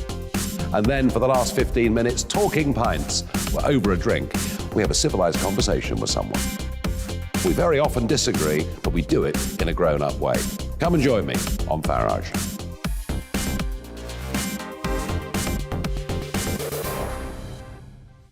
I'm Colin Brazier.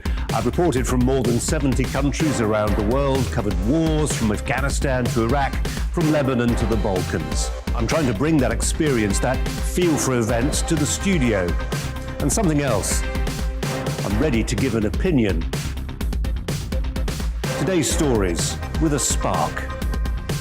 Brazier from 8 p.m. weekdays on GB News.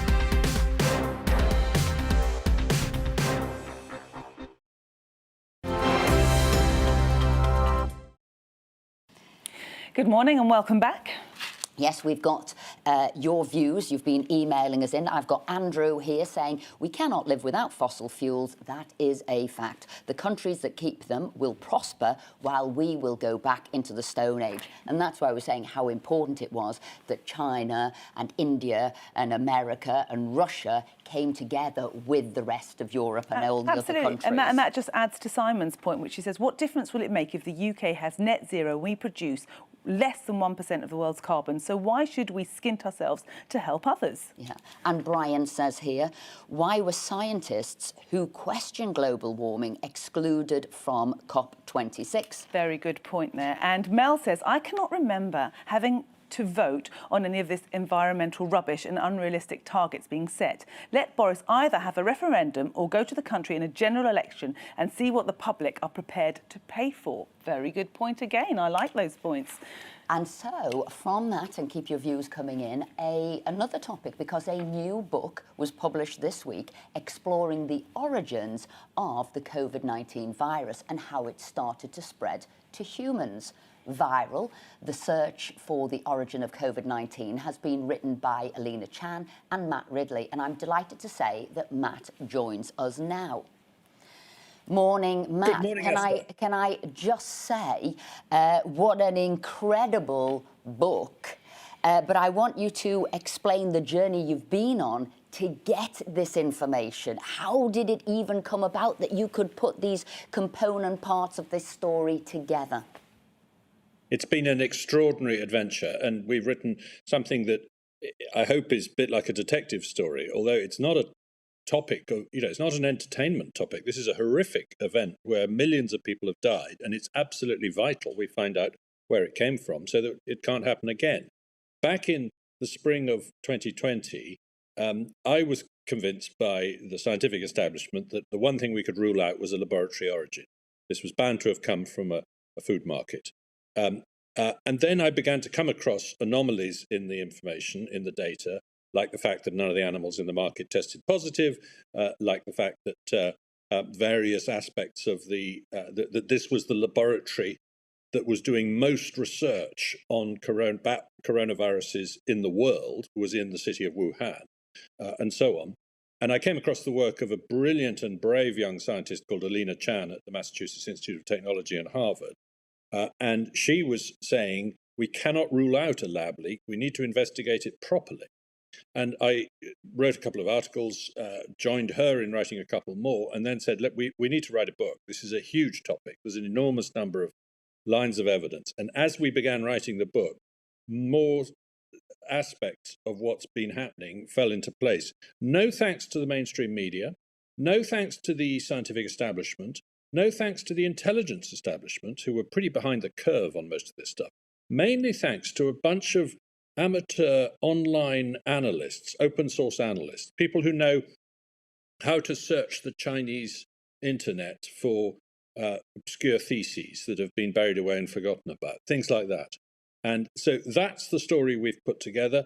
We haven't concluded that it definitely came from a laboratory, but we've both ended up thinking that that is a very strong possibility and it needs to be properly investigated.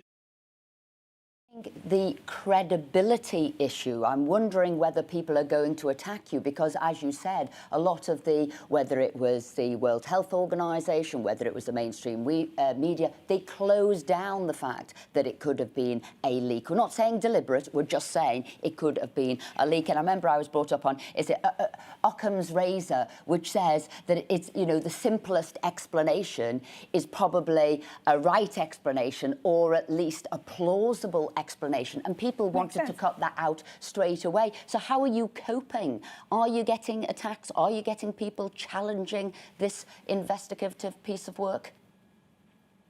Oh yes, there's plenty of criticism. Some of it's pretty unpleasant, and it's particularly tough on my co-author Alina Chan because she's a young researcher in probably the best molecular biology lab in the world. And she's getting support from her colleagues there, but other scientists are saying truly horrible things about her, that she's doing this for the publicity or etc. And at the same time, we both have to worry about our own safety and security. I mean, people keep asking me on interviews what measures I'm taking to ensure that I'm safe after writing this book? And my answer is always, if I were taking any, I wouldn't tell you about them. But, you know, are you finding, because when I first put out on Twitter that I thought it might have come from the Wuhan lab, it just seems logical sense that that's the lab that does most work on coronaviruses. So it made a lot of sense that it probably came from there. This is right at the beginning of the pandemic, I got called a racist. I had a warning from Twitter for just questioning that. And that's what I find really worrying, is that the shutdown of debate. And also, do you think that some of these scientists that are, you know, being quite vile to you both, I've seen some of the things that have been said, do you think they have conflict? And do you think that's the reason they're coming out and not allowing an open debate on where this virus came from? Well, right at the start, there was an article appeared in The Lancet saying we can rule out all lab-based scenarios. It was signed by 28 scientists. We later found out that it had been orchestrated by Peter Daszak, who is the president of the EcoHealth Alliance, which is an organization that gets many millions of dollars from the US government and gives a lot of it to the Wuhan Institute of Virology to do this research. And he's very close friends with Dr. Shi Zhengli, the head of the key lab at the Wuhan Institute of Virology. And they talk about doing karaoke sessions together. They go to bat caves together, etc. And yet, in that Lancet article, not only did he not reveal that he was the orchestrator of the letter, he said, "We declare no conflicts of interest." It took a year for the Lancet to correct that statement. He was then appointed by the World Health Organization to their investigation, and he endorsed the theory that it had reached Wuhan from somewhere else in the world on frozen food, for which there is zero evidence. And it's an extremely implausible idea. I mean, why wouldn't it have reached other cities in that case? Or why wouldn't it have infected people in the country where the frozen food came from? In the end, the fact that this lab is in this city where this happened, it's a bit like the line in Casablanca, of all the gin joints in all the towns in all the world, she walks in a mine. Except it's even more implausible in a way, because there's plenty of other cities where this could have happened, but it just happened to happen where this research is being done. And, you might say, well, that, these coincidences do happen. But the more time has gone by, the more evidence has emerged. We now know that Peter Daszak put in a grant application to actually do manipulation of SARS-like coronaviruses in a specific way that would have introduced the one feature that this virus has that none of its relatives have. So, and he didn't tell us that. Some of the lack of transparency from senior scientists in this story has shocked me, and I'm a huge supporter of science. I'm a huge fan of science. I'm not here to bash science, but I think if the science doesn't investigate this issue, other people will. Tell us what that feature is, Matt. It's called the Furin Cleavage site. It's a short text of genetic code that is inserted into this virus and not into any other SARS-like coronavirus that's been found in bats or in any other species, or including SARS itself. And it has the effect of making the spike protein able to use a different protein from our own cells to get into our own cells. And that makes it capable of infecting a wider range of cells. It makes it much more infectious, etc., etc. Now, other viruses do have furin cleavage sites. It's just the relations of this one don't. So where did it get it? Well, you might say it evolved it naturally, but there have been at least 11 experiments in virology labs around the world in recent years to put furin cleavage sites into viruses in order to make them more infectious in human cells so that they can be studied in the laboratory to work out how dangerous they are. And one of those experiments was done by the team at the Wuhan Institute of Virology. So, and as I say, that was exactly one of the experiments that was proposed to the Pentagon by the EcoHealth Alliance, a fact which they did not volunteer, but had to be extracted in a Freedom of Information request just a couple of months ago. Matt Ridley, I want to thank you very much indeed for joining us this morning. I know the book is out this week called Viral, and that's with Alina Chan and Matt Ridley. So if you want to know more about where coronavirus possibly came from, then do read it. Coming up, Tonya will be cooking up a tasty treat a little bit later on. That's to keep us fit during the winter months. First, though, let's get the news headlines.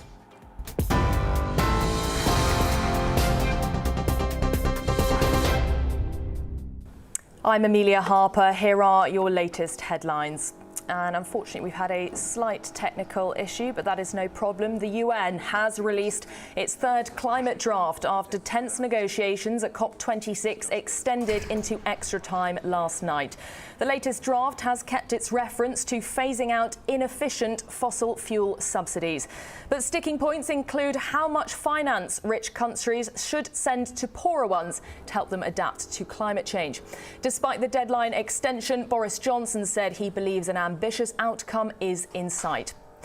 Scottish Tory leader Douglas Ross has been forced to apologise after he failed to declare thousands of pounds in outside earnings. Mr Ross was forced to refer himself to the Standards Commissioner after he received more than £28,000 from 2 additional jobs. As well as being an MP, the politician is also an MSP and works as a football referee. Online safety experts are finding 15 times as much child abuse material compared to a decade ago. The Internet Watch Foundation says its analysts are facing a tidal wave of abuse material. The organisation has taken action against more than 200,000 websites containing child sexual abuse material this year. A man's been arrested in connection with a double stabbing in West London, which killed one man and critically injured a pensioner. The man, believed to be in his 20s, died at the scene in Brentford, and the 82-year-old woman is in a serious condition in hospital. And a Hampshire railway is rolling into the festive period with a Christmas light display on its classic steam trains. The Watercress line, which runs from Alton to Alresford, is lighting up the line with thousands of colour-mixing LED lights. Passengers will also be given an LED wristband to get into the festive spirit. You're up to date. I'll be back with more news at the top of the hour.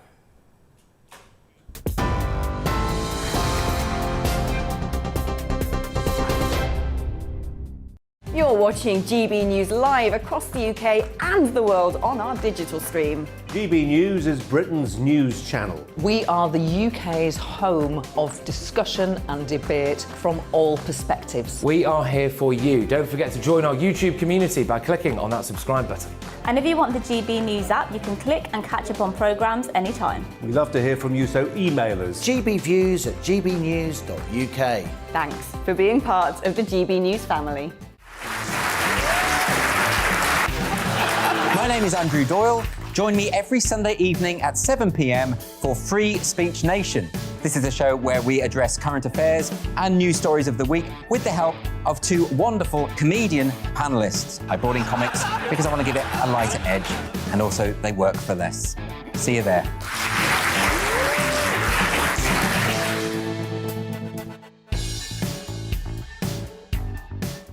Join my show Farage, 7 p.m. till 8 p.m. Monday through Thursday, and there you will get opinion, analysis, debate, and I'll cover stories that nobody else dares to touch. And then for the last 15 minutes, talking pints. We're over a drink. We have a civilised conversation with someone. We very often disagree, but we do it in a grown-up way. Come and join me on Farage.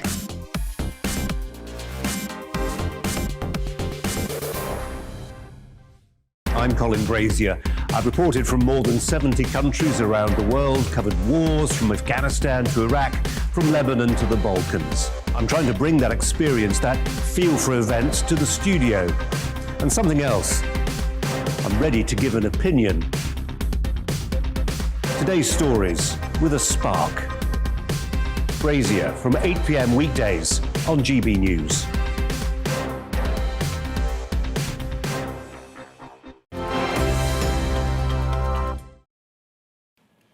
Welcome back. I tell you, we've had a whole host of different issues on this morning. We've done COP26. We've been looking at universities and sort of cancel culture, and soon to be strike action. Absolutely. And that Matt Ridley with his book there on viral and what's happening. I mean, where did coronavirus come from? And you've been emailing us in with your views too. So Ken says, I'll consider my carbon footprint, which I think is pretty low in comparison to most, when the global leaders, politicians, royal family, the rich, the celebrities and the influencers start reducing theirs to the level of the average man in the street.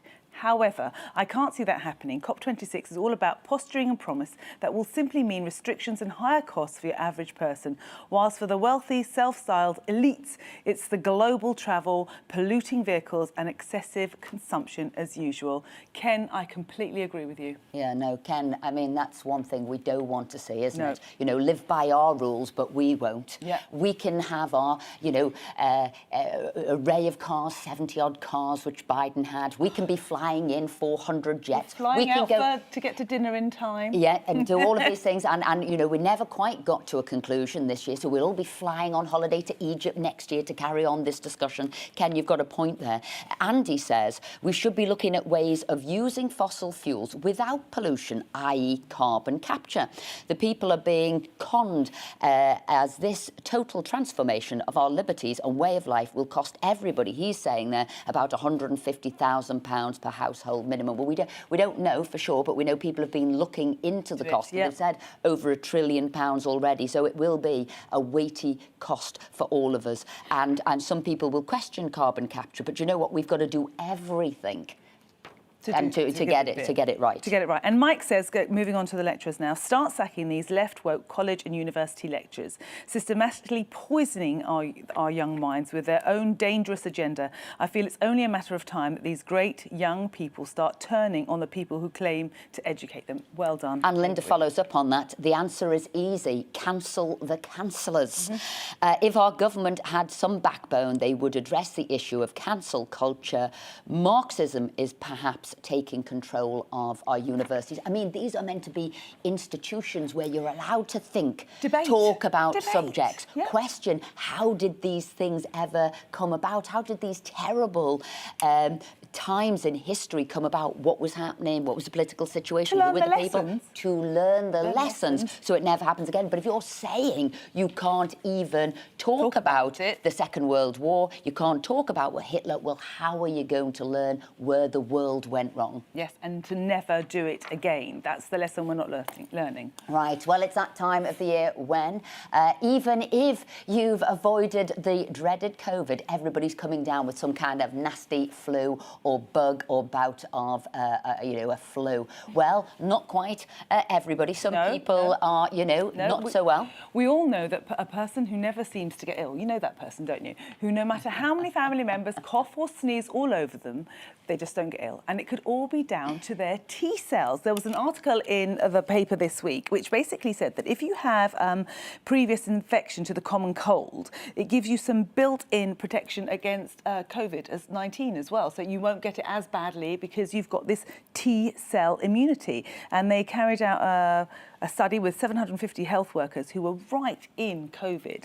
And of those, 58 of them did not get COVID. And if they did get it, it wasn't something that knocked them. And it turned out that the T-cell immunity is a critical component of the immune system and can last many, many years. So the new research found that up to 15% of NHS workers exposed to COVID-19 during the first wave of the pandemic had what's called an abortive infection, where the body's own immune response fought off the virus quickly. They didn't test positive because of that. So this could lead to a new type of vaccine which promotes T-cell responses and helps protect people from all types of coronavirus, even the common cold. This is my point. This is what I'm finding really lacking at the moment, is we're not exploring other things to prevent us getting it. It's just all about the vaccine. And there's lots of things that you and I can do. I saw your soup the other day, Esther. Esther made a rather delicious tomato and pepper soup. It was great. I didn't like the way she served it. She served it straight from the bowl into the plate, into a splosh. Didn't like that. But the nutrients that you put into that can really make a difference to your immunity. So if you're putting, you've got tomatoes and peppers which are rich in vitamin C, and if you're putting certain spices in, like turmeric, which is incredibly antiviral, anti-inflammatory, garlic and onions are incredible. See, I did all of that. Yeah, she did it all. No, but I think what we're saying about is how do you take as much control of your health as possible? What can you do to keep you fit and healthy? Look, if somebody's going to cough and sneeze over you, the odds are you're going to go down with it. But how do you make yourself more, or should I say, less susceptible? And it is about, you know, what you eat, the vitamins you're taking. And whilst you do all fancy cooking, I'm very good at stews and soups and broths and all big sort of one-pan stuff. But I always make sure I get everything in there, as you say, the spices, you know, the fish or the meat or the vegetables, and that is really sort of key in keeping us healthy. Goodness knows how many hours a day that we're working. I'm always on public transport and getting around and meeting with people, and I've got to protect myself and also all the people I meet. Absolutely. I mean, I think that, how do I do that? I think that's really important. We have to just take a bit of responsibility. So what would you chuck in? What would you make sure I was chucking into my stews? So garlic and onion. Definitely, okay, do that, they are do really that. important. And another thing that's really important to put some turmeric in, put some black pepper, put some fat in, because turmeric is the most anti-inflammatory and antiviral spice that you can have. So it's really important. Yeah, and my dad loves that. Put that and then in add the flavours that you like, because every single, especially when it's a fresh herb and you cut it in, has its own micronutrients. So it's really important to just use the same things. But so what I would suggest is, if you like rosemary, for example, which is really, really good for your amyloid plaques to prevent dementia and things like that. It's a really good thing to do. Loads of that. That's something, put that into your food. Sage is very, very good for your metabolism. It's very good for your hormones and menopause. Sage is fantastic. So put lots of sage in there. You can't lose out if you add herbs and spices to your Mother Nature did a good job for us. She did a very good job. Chuck it all in, chuck it all in. So anyway, I'll be showing you a fantastic antiviral soup to make in a bit. But first, it's been another busy week in the world of showbiz, which is why it's great to be joined once again by our showbiz editor, Selina Cherry. Hi, Selina. Hello. Good Hi, morning. hi, ladies. How you doing? It's been a really busy week, hasn't it? It has. There's been a lot going on this week. It's been really, really busy. Lots of news in showbiz world. So we should discuss some stuff, definitely. What are your top stories? Talk about Travis Scott. Travis Scott. Yeah, Travis Scott. I mean, what a horrible thing to happen. Why is this happening in 2021? You know, he's doing a concert, 50,000 people all watching him. The crowd surges forward. And unfortunately, we have 9 people dead. It's crazy. Do you think there's a lot of kind of conflict coming in and out about this? Do you think he saw what was going on? He didn't call the security guards fast enough? That's something that I've heard. Do you think he was oblivious because he was performing? What is the feedback that you're getting? As a performer, I know when you're on stage, you're not really aware of what's really going on in the crowd. I don't think he would have been aware that the crowd was surging forward. I don't think he would have been aware that there was casualties to the point of death. I don't think he would have thought that to begin with. He would have been in the zone of performing, which is what happens when you're on stage. There's all these little conspiracy theories coming out about, you know, he put some special signs up, you know, he said certain things that you know, preempted that there were 8 people were going to die that night. I mean, I just think it's ridiculous. I think it's a very unfortunate thing that happened. Selina, and I just don't know how it did. As a performer, you're up on stage to perform, but I'm assuming you'd expect certain things to be done to make sure that your fans who are coming to see you are safe. So, you know, whether there's, you know, people there, there's, I don't know, security, bodyguards, break points, and that's, I guess, what they've got to investigate. What went wrong and where was the protection for those fans who've paid a huge amount of money to come and see an artist. I mean, I've been in a crowd many a time, and I probably would never have thought that this could have happened either. It's terrible, and I think it's a time now. I mean, we've watched concerts over the years. We've watched Michael Jackson concerts with people fainting, collapsing, having to be pulled out of the crowd. You know, this is 2021. Why can't we get a solution to this? There's got to be escape routes. There's got to be things that are put into place. So if things like that do happen, that there's gates at the front, that people can come in and let people out and through to a safe exit. You know, if you're going to get a crowd of 50,000 people, something may happen. People might surge from the back, you know, and what can you do about that? People are going to get crushed. It's time that we thought really seriously about crowds. You know, they're the ones paying it's for the true, tickets. As much for music events, it's true for football events and any other big Everything. event. I mean, we have been here before and we were meant to learn some of those lessons. But hey, another... You shouldn't go to a concert and die. It's not, you know, we shouldn't have this, not in this day and age. It shouldn't, you know, this shouldn't be happening. And then a story that's rumbled on for a little while. I remember it was on probably our first week that we were together here. Britney Spears, she is now free of her contract, as it were, with her dad overlooking her and protecting her and looking after her finance and her interests. Britney is now free, and I'm happy for Britney. She's nearly 40 years old. I don't know how I would cope being her age and not be free to spend my money how I wanted to spend it. I understand from her parents' point of view that, you know, she was having a breakdown in 2008. So somebody had to step in there. This girl is worth £60 million. You know, I can see why the parents would step in and say, oh, you know, we've got to take care of this. We've got to make sure she's okay, spending her money right, blah, blah, blah. Her father has said that if it wasn't for him doing the conservatorship, that she would have no money today. So, you know, you've got to look at it from 2 points of view, but she is 40 years old. And you sometimes wonder to yourself, why couldn't she just go up to her dad and say, oh, Dad, I'm 40 nearly, you know, can you just stop looking after my money? And him just say, yeah, okay. Why did it have to go to court? I agree with you. I think there is something to be said. I think maybe if Amy Winehouse or Michael Jackson had been put under a conservatorship, they might still be alive today. I get that.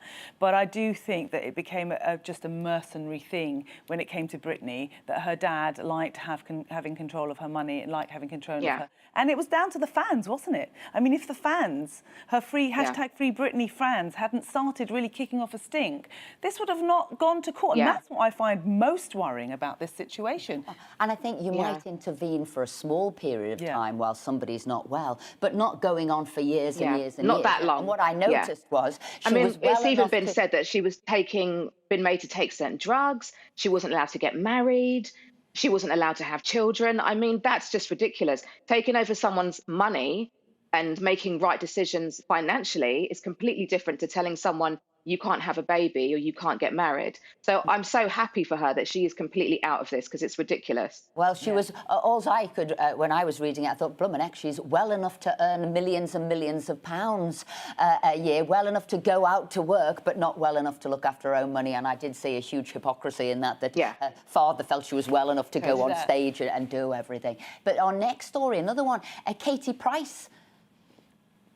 Yes, Katie Price is getting married again. It looks like she's gone to Las Vegas with her fiance Carl Woods, and they've applied for a marriage license, which means you've got up to a year to use it.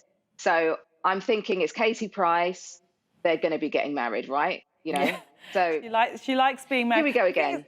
She likes the flavour of wedding cake. She likes it. She does. She likes the wedding cake, and she's one person that I feel has been kind of left to go adrift. She is someone that I think needs a lot of help. Whatever said and done, she has a special needs son that it's really hard on her, as well as her other children. And I wonder whether, you know, she would need a conservatorship in the nicest way to look after Katie Price. I'm not sure Katie looks after herself very well. I feel very, very sorry for her. I mean, if you think about it, she's only just, you know, she's still in the midst of this thing that she did, what was it, 2 months ago, driving her car without a license. She was under the influence of drugs. She sort of made her life, though, out of doing sort of, not extreme things, but unusual things, hasn't? And that's sort of what's kept her in the papers, maybe kept her earning. But it gets to a point, and how far do you go? What do you have to do next? Because you've done sort of every wild, crazy thing. So you're right, it's on a path. You know what, I love Katie Price, and I just wish that she would just take some Katie time. You know, not have any boyfriends or fiancés or any marriages, just take a couple of years to find herself and get herself back to being Katie, knowing herself, you know, and not involve any weddings or anything like that. That's the kind of Katie Price moving forward that I would like to see. Thank you, Selena. We completely agree with you. Thank you so much. We love your celebrity insight, and we'll hope to see you very soon. Thank you. So coming up in the next hour of the show, we will be exploring the cricketing worsening situation with racism, and that's with the help of our resident cricketer, ex-England cricket player Monty Panesar. And TV presenter Jenny Powell tells us how she got started in the industry as she tells us about her Saturday jobs. But first, let's have a look at the weather. Good morning. Well, it's another grey and misty start for some of us first thing this morning, but it is going to be a drier day. There will be some brightness at times and the winds will be much lighter than they were on Friday. That low pressure from Friday is moving out of the way. We've now got high pressure building in as we go through this weekend, so that settles our weather down. It keeps those weather fronts away to the northwest and it brings us plenty of fine weather. So starting the day then, as I say, some grey mistiness across southern areas, but the cloud will soon start to lift and break and we will see some sunny spells developing through the day. The best of that sunshine likely to be across Scotland, I think, through today, also eastern parts of Northern Ireland. But out towards the west here, we will see some cloud and outbreaks of drizzly rain picking up later on. Also going to be quite cloudy and misty across the southeast of England, East Anglia, with a breeze coming in off the North Sea. Feeling a bit cooler here, but otherwise not too bad for mid-November. Highs of 13 or 14 Celsius. As we go through the evening and overnight then, it's where we've got the clearer skies and lighter winds through the spine of the country that it will turn cold overnight. We will see the risk of some mist and fog patches developing too. Some of those can be quite dense through parts of Wales into the West Midlands as well. Either side of those clearer skies, we've got thicker cloud and some rain will push its way in across western Scotland and across Northern Ireland. Temperatures 7 or 8 where we've got the cooler, clearer skies, elsewhere milder. As we go through into Remembrance Sunday then, quite a grey picture for many of us first thing. Some of that mist and fog will be stubborn to clear, but through the day we will see some brightness poking through. We will see some sunshine into the afternoon, but staying greyer and cloudier up towards the northwest as we see this weak weather front approaching. Temperatures a little bit down on previous days, but still getting up to 11 to 13 degrees, still a little bit above average for this time of year. As we go into next week, it will remain on the fairly cloudy side at times. Best of any drier and brighter weather down towards the south, and our temperatures fairly similar into the middle part of the week. Bye-bye. You're watching GB News live across the UK and the world on our digital stream. GB News is Britain's news channel. We are the UK's home of discussion and debate from all perspectives. We are here for you. Don't forget to join our YouTube community by clicking on that subscribe button. And if you want the GB News app, you can click and catch up on programmes anytime. We love to hear from you, so email us. gbviews@gbnews.uk. Thanks for being part of the GB News family. My name is Andrew Doyle. Join me every Sunday evening at 7 p.m. for Free Speech Nation. This is a show where we address current affairs and news stories of the week with the help of two wonderful comedian panellists. I brought in comics because I want to give it a lighter edge, and also they work for less. See you there.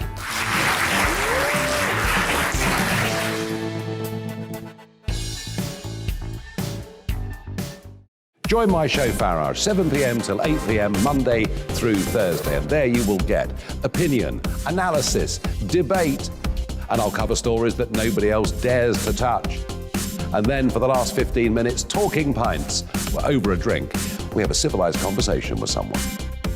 We very often disagree, but we do it in a grown-up way. Come and join me on Farage.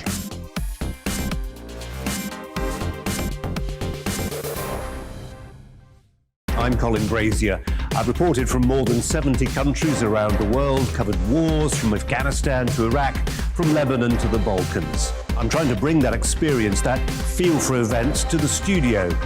And something else. I'm ready to give an opinion. Today's stories with a spark. Brazier from 8 p.m. weekdays on GB News.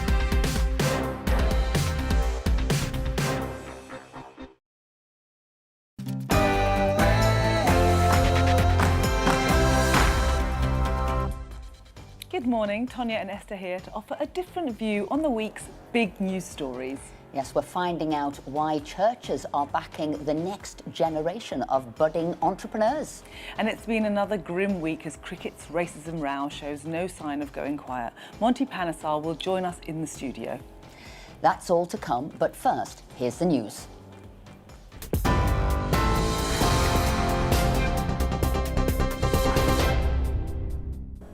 I'm Amelia Harper. This is your news at 11 o'clock. The UN has released its third climate draft after negotiations at COP26 extended into extra time last night.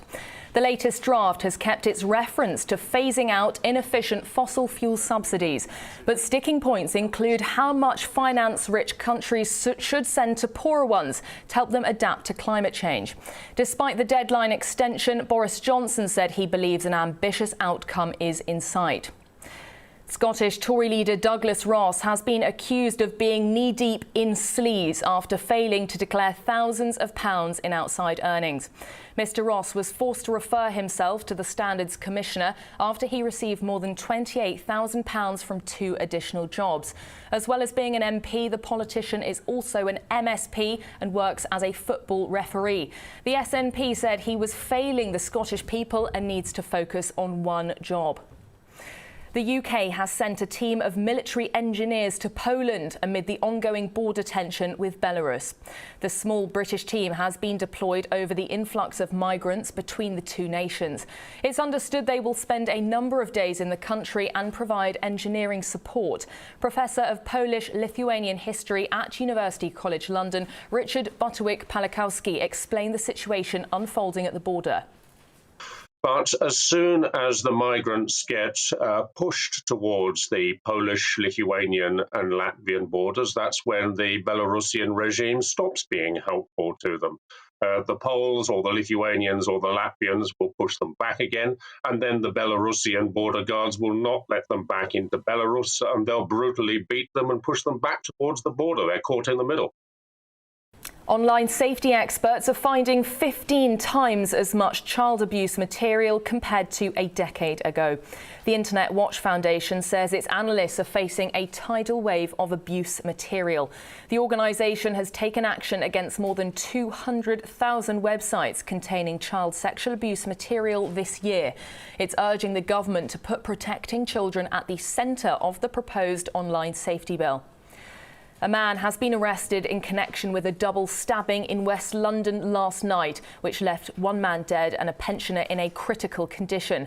A man believed to be in his 20s died at the scene in Albany Parade in Brentford, while the woman in her 80s remains in hospital.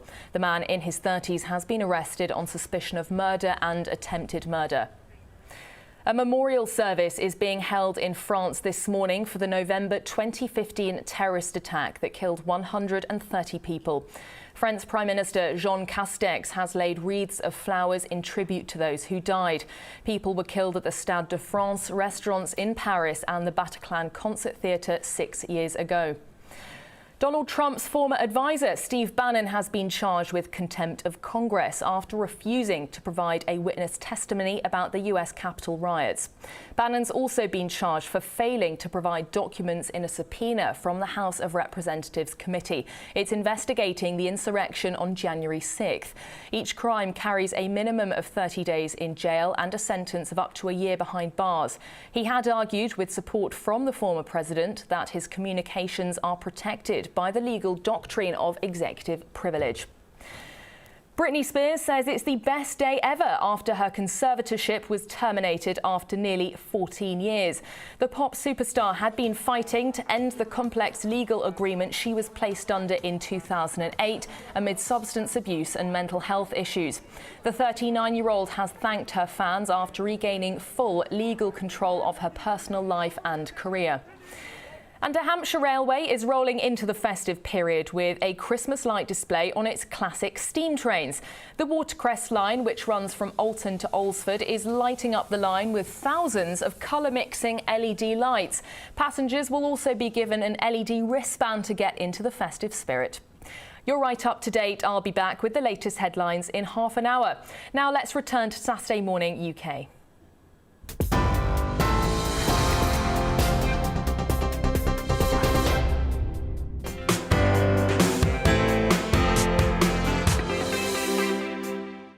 Yes, welcome back to Saturday Morning UK with my good self and Tonya. Now, we've got your views. You've been emailing them in. This is from Fred, who says, being offended isn't about being offended, ! It's about shutting down debate. If someone tells you they're offended by what you're saying, is it that, or is it that they can't win the argument, so just want to shut you up?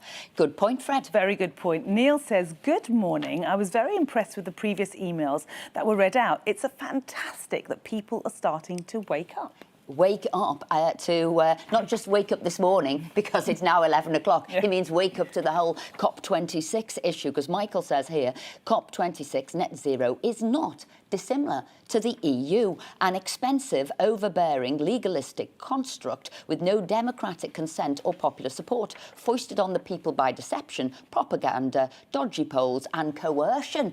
Blimey, that was a mouthful and a half. Thank you, Michael. Well, yeah, and I think you're right. Bruce says, a control at borders means nothing if you are going to accept every type of immigrant into the UK, whether legal or illegal. UK now has a higher population than France, but is half the landmass. It's a very good point. And this is an issue, no doubt, we will talk about maybe next week, Bruce, because, you know, week in, week out, we're looking at people crossing the borders, more coming in. What we paid all this money to France, what are they doing? And we've seen 2,500 people just this week come over to the UK. So, Bruce, I think we'll probably be talking about that next week. We've got some more views, so we'll come back to them a little bit later on. Now, normally, you wouldn't associate the Christian church with encouraging wealth creation. But one charity thinks supporting young entrepreneurs, well, all-aged entrepreneurs, is exactly the thing the church should be doing to help rebuild damaged communities. Matt Berg is the chief executive and founder of Neighbour, a charity which encourages churches to help their parishioners and set up new businesses. And he joins us now. Morning, Matt. I have to say... Hello, great to be with you. Brilliant. What you're doing is encouraging not only the parishioners, but also churches to set up businesses. Do you want to explain why and how it came about? Yes, absolutely, Esther. It all began when I wrote a short article for the Times newspaper back in January about the importance, as we emerge from the pandemic, of encouraging small community businesses. And that's what Neighbour is doing. Lots of churches around the country give food parcels to people in crisis. But a food parcel will last 2 or 3 days, and then they'll need another one. But what if instead, or as well as, we actually help people start a business? It could actually sustain their family for life. And that's what it's all about. I have to say, when I read about this in the papers, Matt, and you're doing it in my area as well, you do it in Cheshire, you're doing it in Northwich, I thought, what a brilliant, you know, idea. And I wondered, how are you getting people together and what are you teaching people? Yes, so Neighbour partners with local churches around the UK and, in fact, around the world to help them serve their communities. So we say to churches, actually, if you want to help people in the community who are facing economic hardship in a lasting and enduring way, why not help them to start a business? So we've launched the Enterprise course. And the Enterprise course is a 7-session course which helps any church serve people in the community to enable them to start a business. And it begins with a Dragon's Den style conversation, working out who your audience, what's your product, what's your service, how much you're going to charge, and then goes all the way through to developing a business plan and launching the business. And so we're helping churches across the United Kingdom and, in fact, around the world now. I'm in Albania currently because we're launching the course here next week. And it's just great to see the church put faith into action and help people in need in really practical, tangible ways, like starting a business. Do you have funds to help these people get off the ground, or is it just you're giving them the practical tools, or is there any financial assistance as well? So what we're suggesting to churches who do the course is actually at the end of the course, why don't they provide small enterprise grants to the people that complete the course and come up with a compelling business plan. And also, why don't churches open up their buildings to offer shared working space? Because actually, entrepreneurship can be really lonely. But actually, if you can share some office space with some other entrepreneurs, you can encourage each other. And also, there's probably sat in your pews somewhere some experienced business people. So why not offer each of the entrepreneurs a business mentor to help them in the early stages of their business? So there's lots of ways that churches can help with a little bit of money, with a bit of mentoring and a bit of co-working space. It's really not that complicated. But you have got a community there, haven't you? Even maybe people you can sell your wares to. So you've got help, you've got support, you've got an environment, you've maybe got, as you say, financial help. What sort of businesses are you seeing being set up at the moment by the churches and by the parishioners? Yeah, so recently we had a course just complete in Northwich, near where you live, Esther. And there was somebody making cakes for special occasions, somebody else running a greetings card business. And over recent weeks, I've visited a church in Northern Ireland that's running a log fuel business, where they're using a big warehouse space they have to create recyclable logs for use in homes. There's another church in Nottingham who's actually running a cleaning business, helping people who are facing barriers to employment actually work alongside somebody else to clean offices and other spaces. So there's lots of innovation out there, and it's something that we really want to encourage, because I believe that enterprise is a God-given gift, and it can help lift the economics and the welfare of local communities all around the UK. Completely agree, Matt. So how does someone go about getting involved? What do they need to do to get in touch with you and to get in touch with neighbours? Sure. So simply go to our website, neighbour.co. And neighbour is spelled NAYBA.co. Not .com, not .co.uk, just .co, neighbour.co. And if you go there, you'll be able to contact us, and we'll send you a one-page summary about how you can set up the course. And I've written a book called The Spirit of Enterprise, which walks churches through the 7 steps to running this course in their churches. And we can provide you some one-to-one personal support as well. So simply, if you're interested in starting the enterprise course in your community, reach out to us through neighbour.co. I wanted to know as well what inspired you to do it, Matt. I mean, obviously, you know, thinking of those great families, whether it was the Roundtrees or whether it was Cadbury's, all of it about the local community. Everybody could prosper from a good business, people working there, the local community with the money. So I've always believed in people like William Hesketh-Lever, the great philanthropic industrialists. But what sort of made you do this?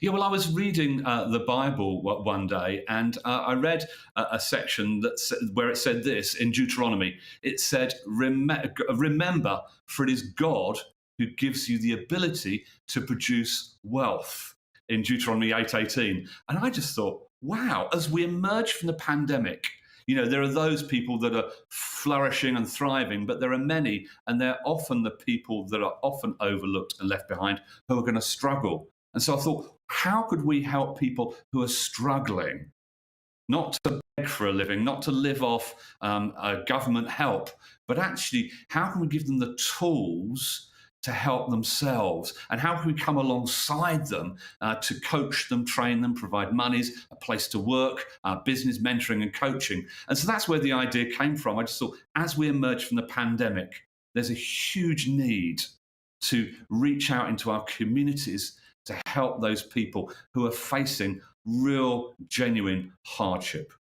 Matt, you've articulated that so well. So when people say spirituality doesn't go hand in hand with sort of entrepreneurship and making money, that's not true, is it?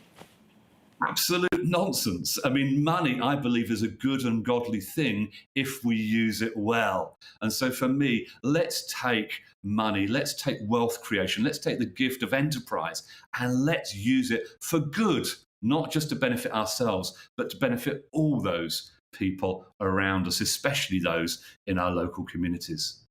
Bird, thank you very much indeed for joining us. Social entrepreneur there, through Neighbour, helping people through churches set up a business. That's fantastic. What a fantastic scheme, and I do encourage everyone to get involved. But let's have a little look at a couple of stories that caught our eyes this week. Go on, Shall we what's have a caught little yours? look? What's caught yours? Quite a few that have caught mine. Let's go first into this one that's at the front page. Are they uplifting stories, or are they going to get you wound up stories? Everything winds me up. Sorry. We're going to first we're going to have a little look at what happened in the news this week, which made me laugh so much. So it's one of these council stories, and it's a classic story about what goes on in the councils. Waverley Local Council had been criticised after spending 3 months reviewing its policies on sex shops and strip clubs, despite the fact that there are no sex shops or strip clubs in Waverley. Go on. And what was the outcome to it? Waste of money. So basically the outcome was that they spent 3 months doing this, and they didn't even change their structure around sex shops and strip clubs at all. It was just a minute change. So basically it really was just a time-wasting thing. So what we wanted to know is, have you got any things to moan about when it comes to your council? What has your council done that absolutely infuriates you? Please do let us know at gbviews@gbnews.uk. Do you want to know what a lot of people in London are saying? What? You know that horrendous mound in front of Marble Arch, which costs £6 million. Supposedly you can walk up and have a view at the top, but it's a mess, cost a fortune, and one of London's greatest landmarks, Marble Arch, sort of blocks it out. So that's, you know, maybe there's other things that have got your goat that were a waste of money. What else have you seen? Well, I'm sure you saw the story during the week with a man who was wrestled to the ground by police after showing his bum to the speed camera. I love that. Darren Meakin says 6 officers broke down his garden gate before pinning him to the ground and handcuffing him, despite telling them that he was terminally ill and had pulled the stunt because it was part of his bucket list. Yeah, things that he wanted to do. Things that he wanted to do before he died. Now, I'd love to hear what our viewers' bucket lists are first. Yeah, well, mine isn't that. I know that much. I wouldn't be doing that, but that was heavy-handed. So we can't sort out Insulate Britain. We can't do anything with those as they park themselves on the ground like some sort of guerrilla protest group. Yeah. But this chap who was doing something in his bucket list, flashing his derriere, his posterior, we could find a way to arrest him. But we want to, again, know what you think your council has wasted money on, and also what's in your bucket list, any sort of stunt there. Right, so we've got. Have you got one more GB News left? Have you got one? Oh, I have. I think you've got one left there. Let's have a little look. We love having these views because we like to have the feedback from what you want to hear about what we talk about here on our Saturday show. And we've got John here says, and again, this is about COP26 when we're hearing today sort of what they've managed to pull together. John says, realism, not alarmism, is needed.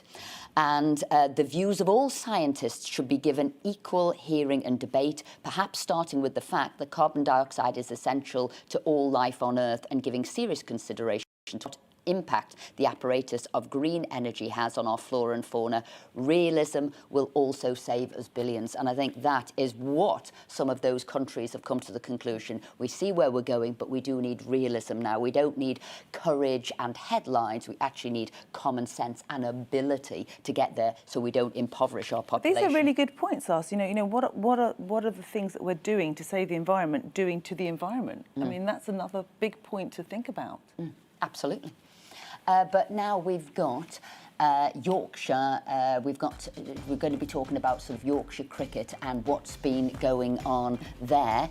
We should be going over to Monty Panesar, who's talking to us about that. And if we're not going to him right now, which I think we're not, we're actually going to go to the weather first, but we'll be speaking to Monty after that. So stay with us. Good morning. Well, it's another grey and misty start for some of us first thing this morning, but it is going to be a drier day. There will be some brightness at times and the winds will be much lighter than they were on Friday. That low pressure from Friday is moving out of the way. We've now got high pressure building in as we go through this weekend, so that settles our weather down. It keeps those weather fronts away to the northwest and it brings us plenty of fine weather. So starting the day then, as I say, some grey mistiness across southern areas, but the cloud will soon start to lift and break, and we will see some sunny spells developing through the day. The best of that sunshine likely to be across Scotland, I think, through today, also eastern parts of Northern Ireland. But out towards the west here, we will see some cloud and outbreaks of drizzly rain picking up later on. Also going to be quite cloudy and misty across the southeast of England, East Anglia, with a breeze coming in off the North Sea, feeling a bit cooler here, but otherwise not too bad for mid-November, highs of 13 or 14 Celsius. As we go through the evening and overnight then, it's where we've got the clearer skies and lighter winds through the spine of the country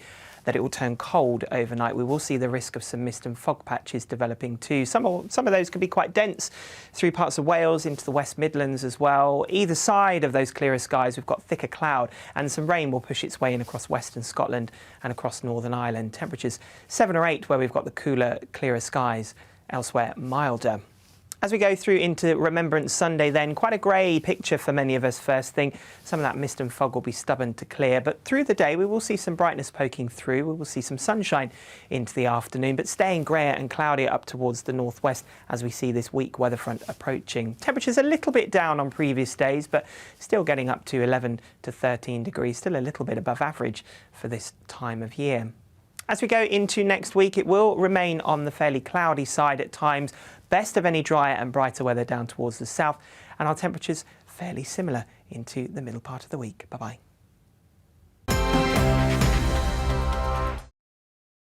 You're watching GB News live across the UK and the world on our digital stream. GB News is Britain's news channel. We are the UK's home of discussion and debate from all perspectives. We are here for you. Don't forget to join our YouTube community by clicking on that subscribe button.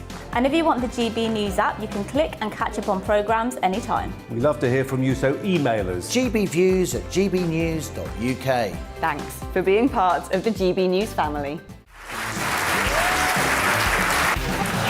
My name is Andrew Doyle. Join me every Sunday evening at 7 p.m. for Free Speech Nation.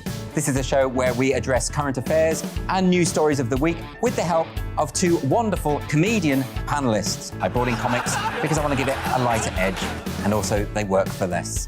See you there.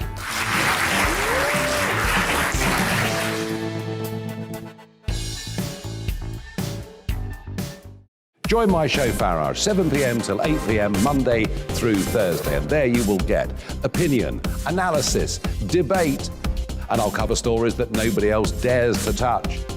And then for the last 15 minutes, talking pints. We're over a drink. We have a civilised conversation with someone. We very often disagree, but we do it in a grown-up way. Come and join me on Farage.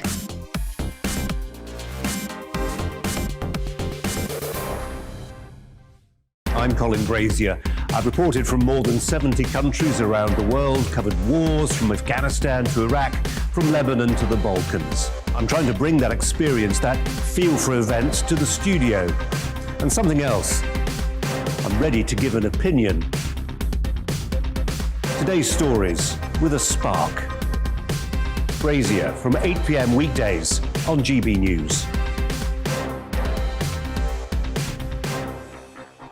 Join us for Political Correction.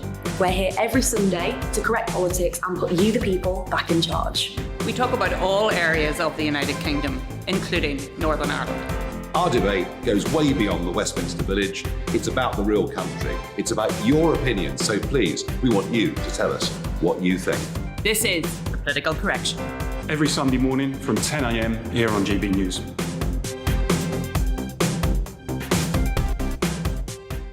You're watching GB News live across the UK, the world, and our digital stream. GB News is Britain's news channel. We are the UK's home of discussion and debate from all perspectives. We're here for you. Don't forget to join our community by hitting the subscribe button.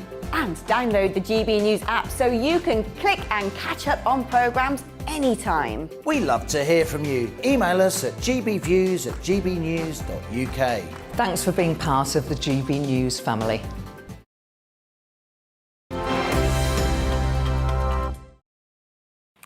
Good morning, and we're going to hit off with our GB views that you've been sending in.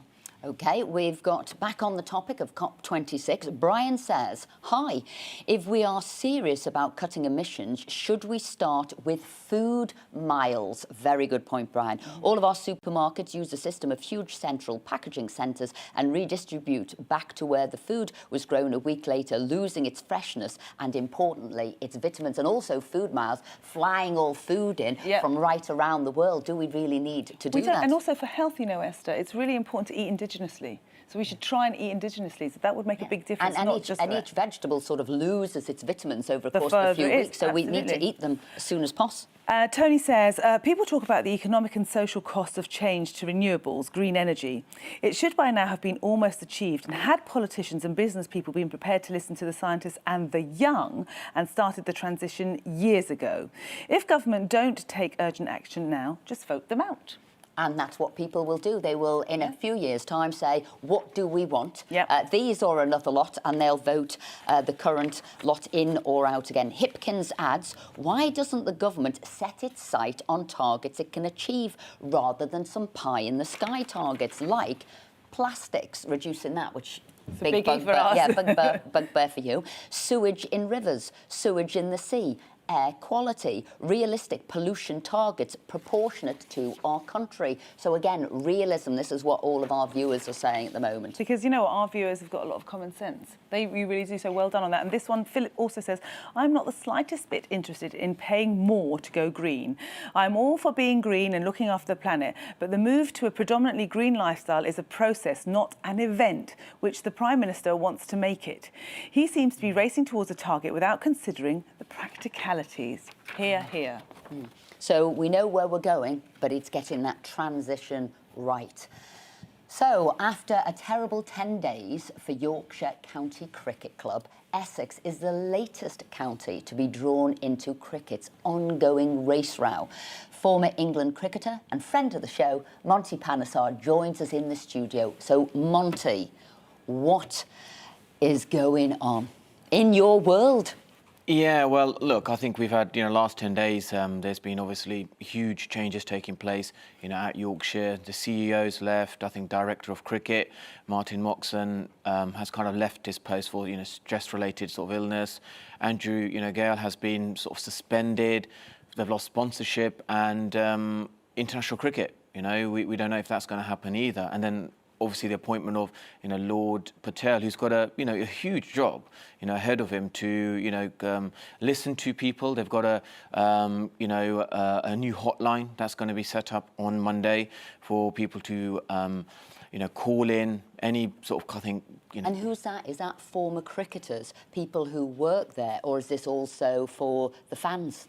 Yeah, it could be for fans. It could be, for local, cricket players who play on a Saturday, amateur professional cricketers, anyone who's, involved, any stakeholders involved, part of cricket, in Yorkshire. There's a line for them to call and talk about any discrimination. What difference do you think Lord Patel's going to make here? Well, I think this is a moment to be listening, to be hearing about other people's stories, and working their way through that. I think the major of Azim Rafiq, he got his major what he wanted to do, his wish, and he's had the clear out. He's got £200,000, some settlement from Yorkshire. Now, we will hear what happens on Tuesday with all the allegations that come through. But we also, got to bear in mind that, Yorkshire do need finances as well to help them through this process. I would like to see international cricket, come back next year. That's really, really important. We saw some of the, greatest test matches during the Ashes at Headingley. And that's really, really important in my opinion. Yeah, it's got to clear out what's going on. It's got to rebuild its reputation for them to do that. But it seems that it's not just Yorkshire this is happening. We're now being told there are similar issues at Essex. Well, Essex, they've got a new CEO, John Stevenson, who's been appointed, 4 weeks ago. And I think this sort of allegation was kind of, heard in 2018, where the ECB kind of, knew about this. I think some people, may be thinking, why wasn't there a swift response? I think with some of these kind of situations, it's very difficult as well, knowing that as the ECB, the most important thing for them is to have the strongest England team. That's what we need. We need so much success that sometimes, due to the success of the top team, of our winning the World Cup, doing well in the Ashes, that sometimes these kind of, this is a time for reviewing the system, so we have an urgent response. Is this new to you, what's happening here, Monty, or were you also subject to racism in your cricketing career? I wasn't subject to any racism, during my cricketing career, and sometimes it's.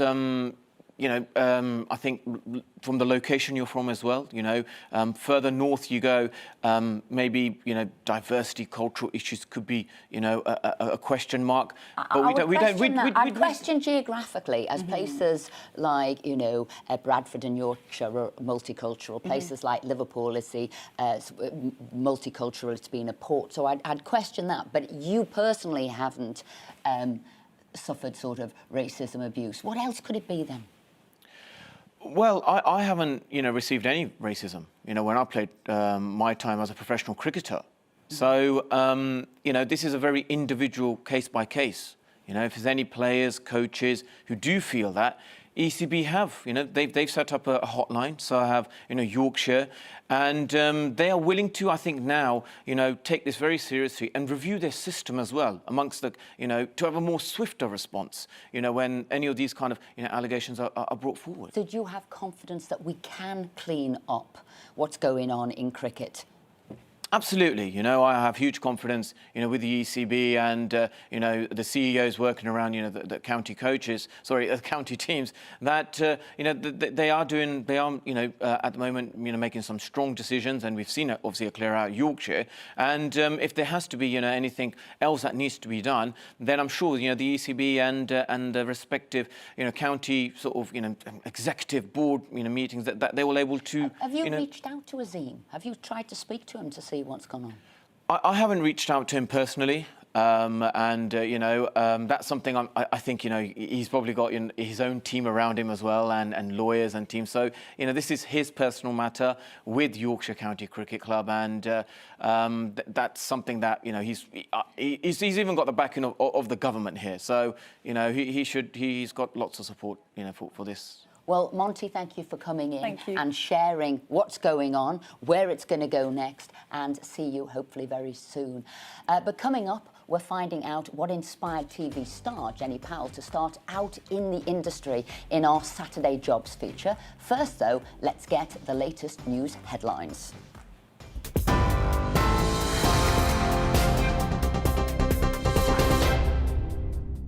I'm Amelia Harper. Here are your latest headlines. The UN has released its third climate draft after negotiations at COP26 extended into extra time last night. The latest draft has kept its reference to phasing out inefficient fossil fuel subsidies. But sticking points include how much finance rich countries should send to poorer countries to help them adapt to climate change. Despite the deadline extension, Boris Johnson said he believes an ambitious outcome is in sight. Scottish Tory leader Douglas Ross has apologised after failing to declare thousands of pounds in outside earnings. Mr Ross was forced to refer himself to the Standards Commissioner after he received more than £28,000 from 2 additional jobs. As well as being an MP, the politician is also an MSP and works as a football referee. Online safety experts are finding 15 times as much child abuse material compared to a decade ago. The Internet Watch Foundation says its analysts are facing a tidal wave of abuse material. The organisation has taken action against more than 200,000 websites containing child sexual abuse material this year. A man has been arrested in connection with a double stabbing in West London, which killed one man and seriously injured a pensioner. The man, believed to be in his 20s, died at the scene in Brentford, and the 82-year-old woman is in a serious condition in hospital. Britney Spears says it's the best day ever after her conservatorship was ended after nearly 14 years. The pop superstar had been fighting to end the complex legal agreement she was placed under in 2008, which gave others full legal control of her personal life and career. And a Hampshire railway is rolling into the festive period with a Christmas lights display on its classic steam trains. The Watercress line, which runs from Alton to Alresford, is lighting up the line with thousands of colour-mixing LED lights. Passengers will also be given an LED wristband to get into the festive spirit. I'll have more on all of today's main top stories at the top of the hour.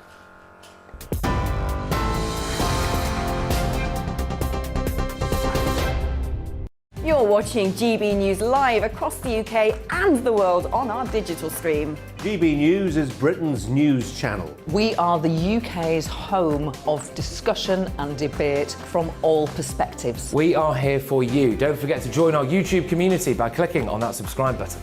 And if you want the GB News app, you can click and catch up on programmes anytime. We love to hear from you, so email us. gbviews@gbnews.uk. Thanks for being part of the GB News family. My name is Andrew Doyle. Join me every Sunday evening at 7 p.m. for Free Speech Nation. This is a show where we address current affairs and news stories of the week with the help of two wonderful comedian panellists. I brought in comics because I want to give it a lighter edge, and also they work for less. See you there.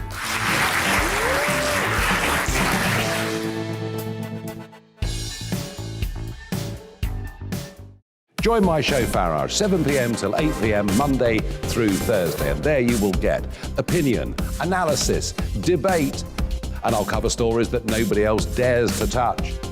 And then for the last 15 minutes, talking pints. We're over a drink. We have a civilized conversation with someone. We very often disagree, but we do it in a grown-up way. Come and join me on Farage.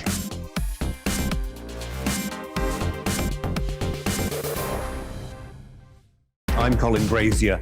I've reported from more than 70 countries around the world, covered wars from Afghanistan to Iraq, from Lebanon to the Balkans. I'm trying to bring that experience, that feel for events, to the studio. And something else.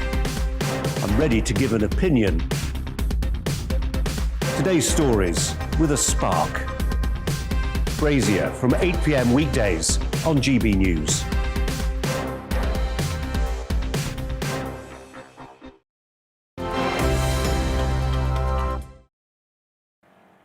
Welcome back to Saturday Morning UK. We've got more of your views. Yep, so Matthew says, these are the ones that we've been talking about, the migrant crossings here, and he says, there are plenty of safe and legal pathways for any migrant who wants to enter the UK. The only routes that are unsafe are illegal. And we've got DRA says the same things. We have created safe pathways, and now we are literally sending out water taxis to chauffeur people into the UK. What we need is a referendum on immigration.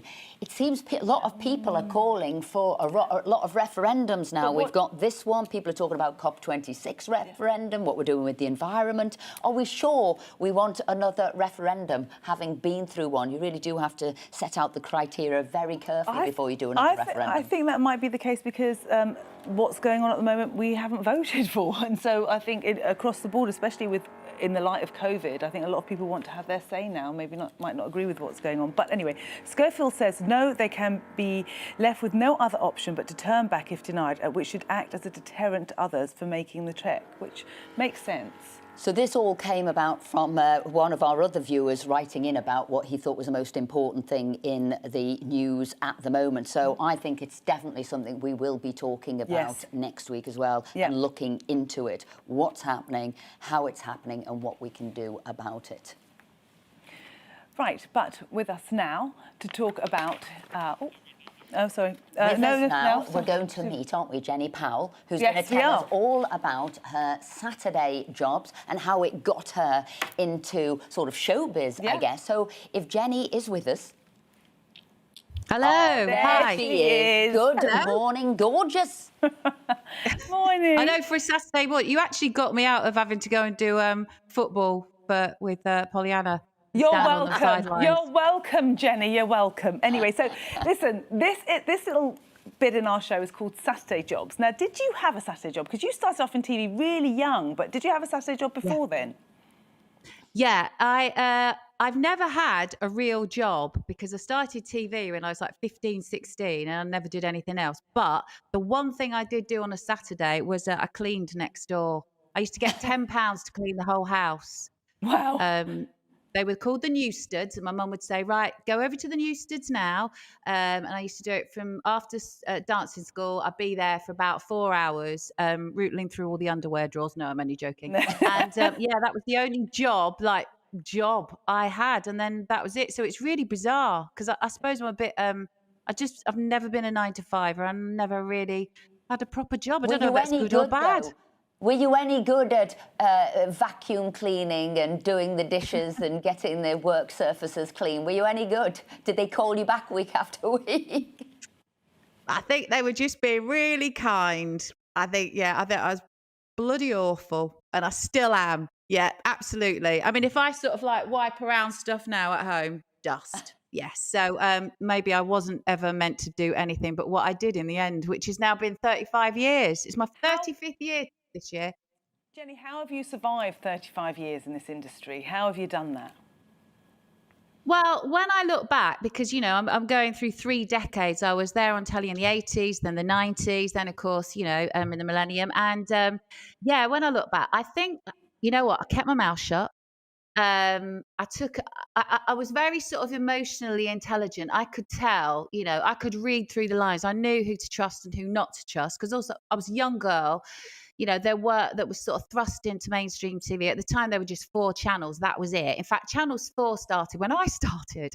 I had absolutely sort of no guidance. I didn't even have an agent at the time. So I had to learn fast, you know, how the industry worked, which was very different to how it works now. And also I had to work out who I could trust and who I couldn't. So doing that bode me well, really. I've always had the same friends. I'm not really that showbiz. You know, I haven't got a little black book full of celebrities' names. I mean, I've got a handful, but they're good uns, like you, Tonya. And basically, through the years, I have learned as well that sometimes, you know, as a female back in the 80s and 90s, you were always the glamorous sidekick. I remember that. I remember being called that all the time, or, you know, sort of like TV hottie. You know, looking back, we wouldn't have put up with that, would we? No way, not now. I used to just, you know, alongside all my male co-presenters, I just watched them, and I worked around them. I tried to nurture them sometimes, but I definitely found that I was best to just keep tight-lipped and do things my way, which isn't necessarily to sort of shout out and sort of, you know, sort of jump on some kind of bandwagon where really you can get into trouble. So that's why I think I've lasted this long. Because you had an old head on young shoulders. Because I remember, because you and I are the same age, and I remember watching you on television and just being completely jealous. I wanted to be you. I used to watch. It wasn't just you; it was everybody. Everybody wanted to be you. It's so true. So the fact that you kind of, I don't think I probably would have been more of a hothead than you and wouldn't have lasted 35 years. But I think what's interesting, Jenny, you say that when you were joking about, oh, I cleaned next door and got a tenner for every time I did it, and I didn't really work 9 to 5. It's hard work. Getting into the media. You have got to work, maybe not 9 to 5. You could be working, I don't know, 7 till, you know, 9 p.m., 7 in the morning till 9 p.m. But I want to know, if your background wasn't showbiz and TV and media and theatre, how did you get in? How did you thrust yourself forward in a way? Well, I think what you just mean, because I went to stage school briefly, but I hated it. And I think the drive for me probably was my background. Both my parents are South African. They both came from Cape Town. They were Cape coloured, and we are allowed to say coloured because it is actually a race of people. I know that this coloured word is now very taboo. It's not. It's not with my relatives back in South Africa. They escaped apartheid back in the 50s. And, you know, my dad came over here. He was the wrong colour, he thought, to, you know, do anything really that meant he could achieve much. And I think, you know, maybe it rubbed off on me where I knew I just had to work that little bit harder, you know, and I had to be that little bit more of a, I mean, he died unfortunately in July, but he was, you know, we ended up being people pleasers because, you know, say good or bad, you tended to be that way just from that background, you know, of sort of suffering what they did back in Africa. And I think maybe that's it, the drive of just the colour of our skin and that we had to try harder. And then when you got in, because with media, it's not just about getting your foot in the door, it is staying there. And like you said, 35 years. So what is it about you that keeps you going, that has allowed you to stay there? I think I've not really gone for all the limelight, and you know, I don't sort of, I sort of had a couple of shows that were sort of big sort of light entertainment shows, but I think I bubbled along by just doing the shows that I enjoyed and that I knew would get the best out of me. I suppose it's a bit of a cliche, but you know, I didn't always go for the money. I quite often went for, oh, that sounds like a lovely thing to do. The only one where it was a bit of a chore, I have to say, was Wheel of Fortune, because that was really, I mean, we were doing like five shows a day at one point, and that was sort of like Groundhog Day. But I mean, it's a first world problem, to be honest. And I didn't feel like I was being used to my full potential, but still I enjoyed it. And it was a great sort of, for me, it was a great experience of how sort of like big telly worked, older telly, you know, grown-ups telly, because I'd come from sort of youth and children's TV, which is very different. But yeah, I think really I always picked and choose that. So I've always been sort of like under the radar, always there, but not necessarily, it wasn't so much peaks and troughs for me. It's always been sort of, you know, nice and stable and steady. And I think that's why I've got... What I want to hear a little bit about is your podcast, the Hot Mess Mums Club. I mean, you've had some incredible guests on there. You had Kemi Olcott this week, the Olympian, Melanie Sykes, Claire Sweeney, Angela Griffin, just to name a few. So, I mean, I've listened to it, but tell us a little bit about the podcast. Well, I present it with a lovely, lovely friend of mine called Kelly Pegg. She's a younger mum. She's got two kids, like much younger, sort of 7 and, no, oh God, I don't even know, 5 and 7. Whereas I've got a 12, well, she's 13 on Monday. I've got a 13-year-old almost and a 20-year-old. So it's quite a hilarious sort of insight into our world, which are very different. And I'm very much like, oh, Kelly, get over it. Just let them scream and cry and just shut the door and go and have a wine. Whereas she's like, oh my God, I don't think I'm a good enough mum. I feel so guilty. Oh my gosh. So that dynamic is really funny. And then we just talk to all sorts of celebrities, and some people aren't celebrities, but people who have their own experiences to share with us of how they juggle just being a working mother and a father as well. We've had like Max Beasley on, we've had Lee Francis, aka Keith Lemon, which was hilarious. We had his mum on telling us what it was like to bring him up. So we're really sort of dip in and out of just the experience of being a mum, but just how chaotic and how we all sort of all share the same experiences. And it's just nice to hear that every single one of us is a dreadful mum most of the time, but who cares? But as a mum, are you going to make sure that your children do Saturday jobs, get, you know, work ready, earn their own money, sort of? Oh, I wish I've done something wrong, you know. I really have. Yeah, I'm with Jenny on that. So we've got daughters that are similar ages, and you know, I don't think... You've got to make sure they have that work ethic like you had, that drive like you've got, so that they can power forward in their own career and be in charge of their life as well, haven't you? Absolutely.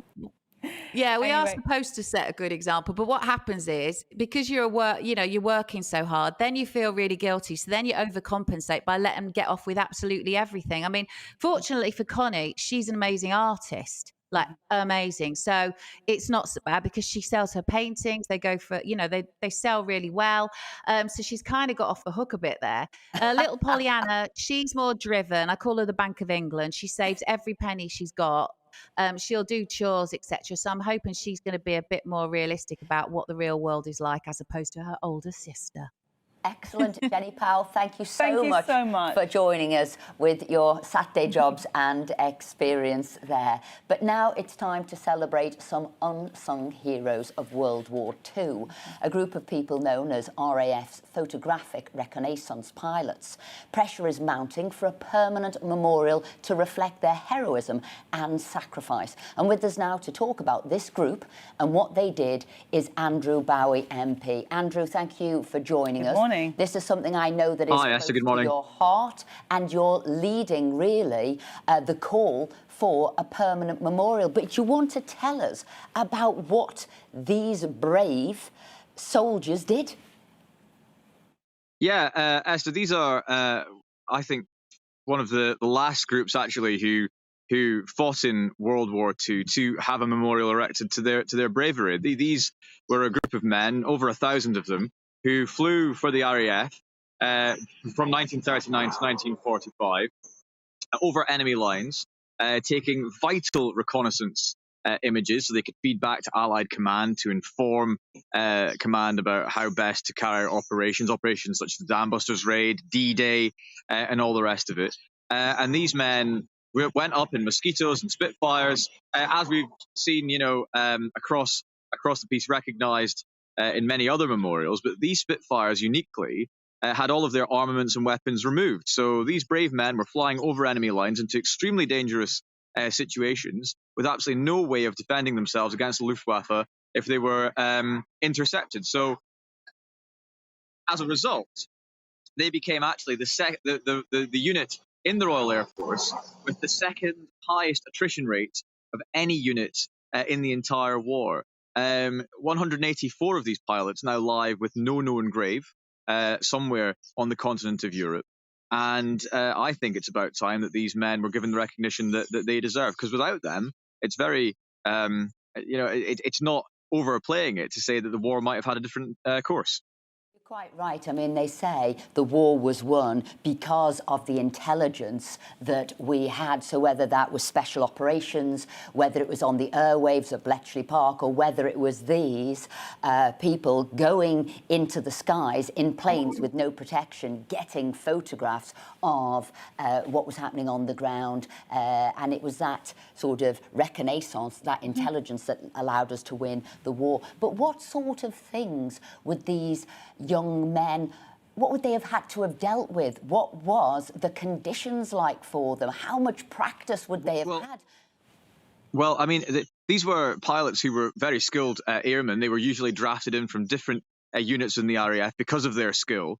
But a standard procedure for them would be to take off by themselves with no support, and remember, in unarmed aircraft, to fly over enemy lines. To give you the example of one young man, a guy called Alistair Gunn from Auchterarder in Scotland, he took off from Wick in January 1943, headed across the North Sea to occupied Norway with no support, to get a photograph, to get eyes on the Tirpitz, which was a German battleship which had the potential to do huge damage to our war effort in the North Atlantic. On his way to Norway, he was intercepted by two Luftwaffe Messerschmitts and had no way to defend himself. And he was shot down, crash-landed into the Norwegian mountainside, whereupon he was captured by the Germans, taken to Stalag Luft 3, which of course is famous for being the camp from where the Great Escape took place. He actually helped dig Tunnel Harry and was one of the few men who made it out that night, made it within 23 kilometers of the Baltic coast. His aim was to get to neutral Sweden so that he could escape. Unfortunately, was caught en route to Sweden and was shot by the Gestapo, as so many of those men were, and so lies in an unknown grave in Europe. And so he's just one of the many people who I think deserve a national memorial at somewhere prominent in the United Kingdom. The things that these men went through to get those photographs, to get the vital reconnaissance needed to allow Allied command to take the decisions that ultimately saved more lives, I think deserve recognition, and I'm really pleased to be able to sort of champion that, as I have done this week in Parliament. Yeah, absolutely, and you've been pursuing this for a few years now. Do you think it is going to happen? Will we get this memorial? It'd be nice to know if we could do that for those people who gave their lives, just gave their lives for the country. Absolutely. Well, I mean, the point I made in Parliament on Tuesday is that these, we are down to the very last of the few. We think there are only 4 pilots remaining from the Photographic Reconnaissance Unit. Interestingly, I actually was lucky enough to have a phone call from one of them, a sprightly 97-year-old I spoke to on Monday, who heard that we were taking this campaign forward.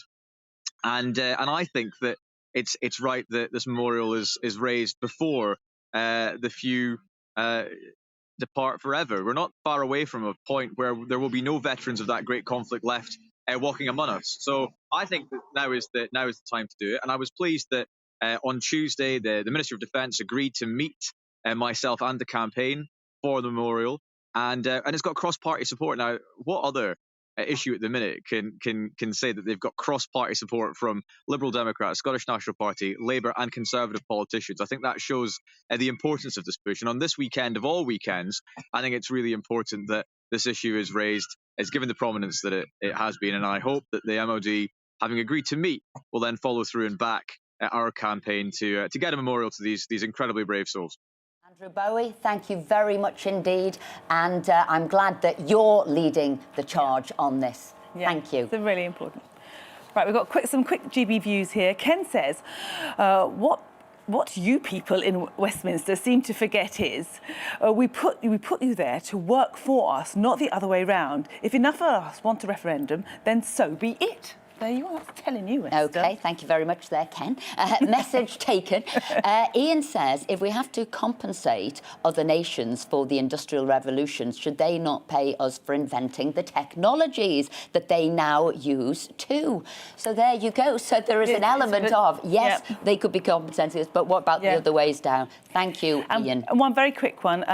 Joseph said, brilliant interview with Jenny Powell and the church charity. Very enlightening and entertaining. Great show from Esther and Tonya this morning. Thank you, Joseph. Positive notes to lead on. There you go. So Bob says here, we need more referendums. We were talking about that. Do we need referendums? Bob's saying yes, maybe one on immigration to stop this illegal immigration. So that's what Bob's got to say. But look, that's all from us for this week. We'll be back next Saturday from 10 a.m. Up next, though, on GB News, it's Alistair Stewart and his friends. But first, though, take a look at the weather. Good morning. Well, it's another grey and misty start for some of us first thing this morning, but it is going to be a drier day. There will be some brightness at times and the winds will be much lighter than they were on Friday. That low pressure from Friday is moving out of the way. We've now got high pressure building in as we go through this weekend, so that settles our weather down. It keeps those weather fronts away to the northwest and it brings us plenty of fine weather. So starting the day then, as I say, some grey mistiness across southern areas, but the cloud will soon start to lift and break and we will see some sunny spells developing through the day. The best of that sunshine likely to be across Scotland, I think, through today, also eastern parts of Northern Ireland. But out towards the west here, we will see some cloud and outbreaks of drizzly rain picking up later on. Also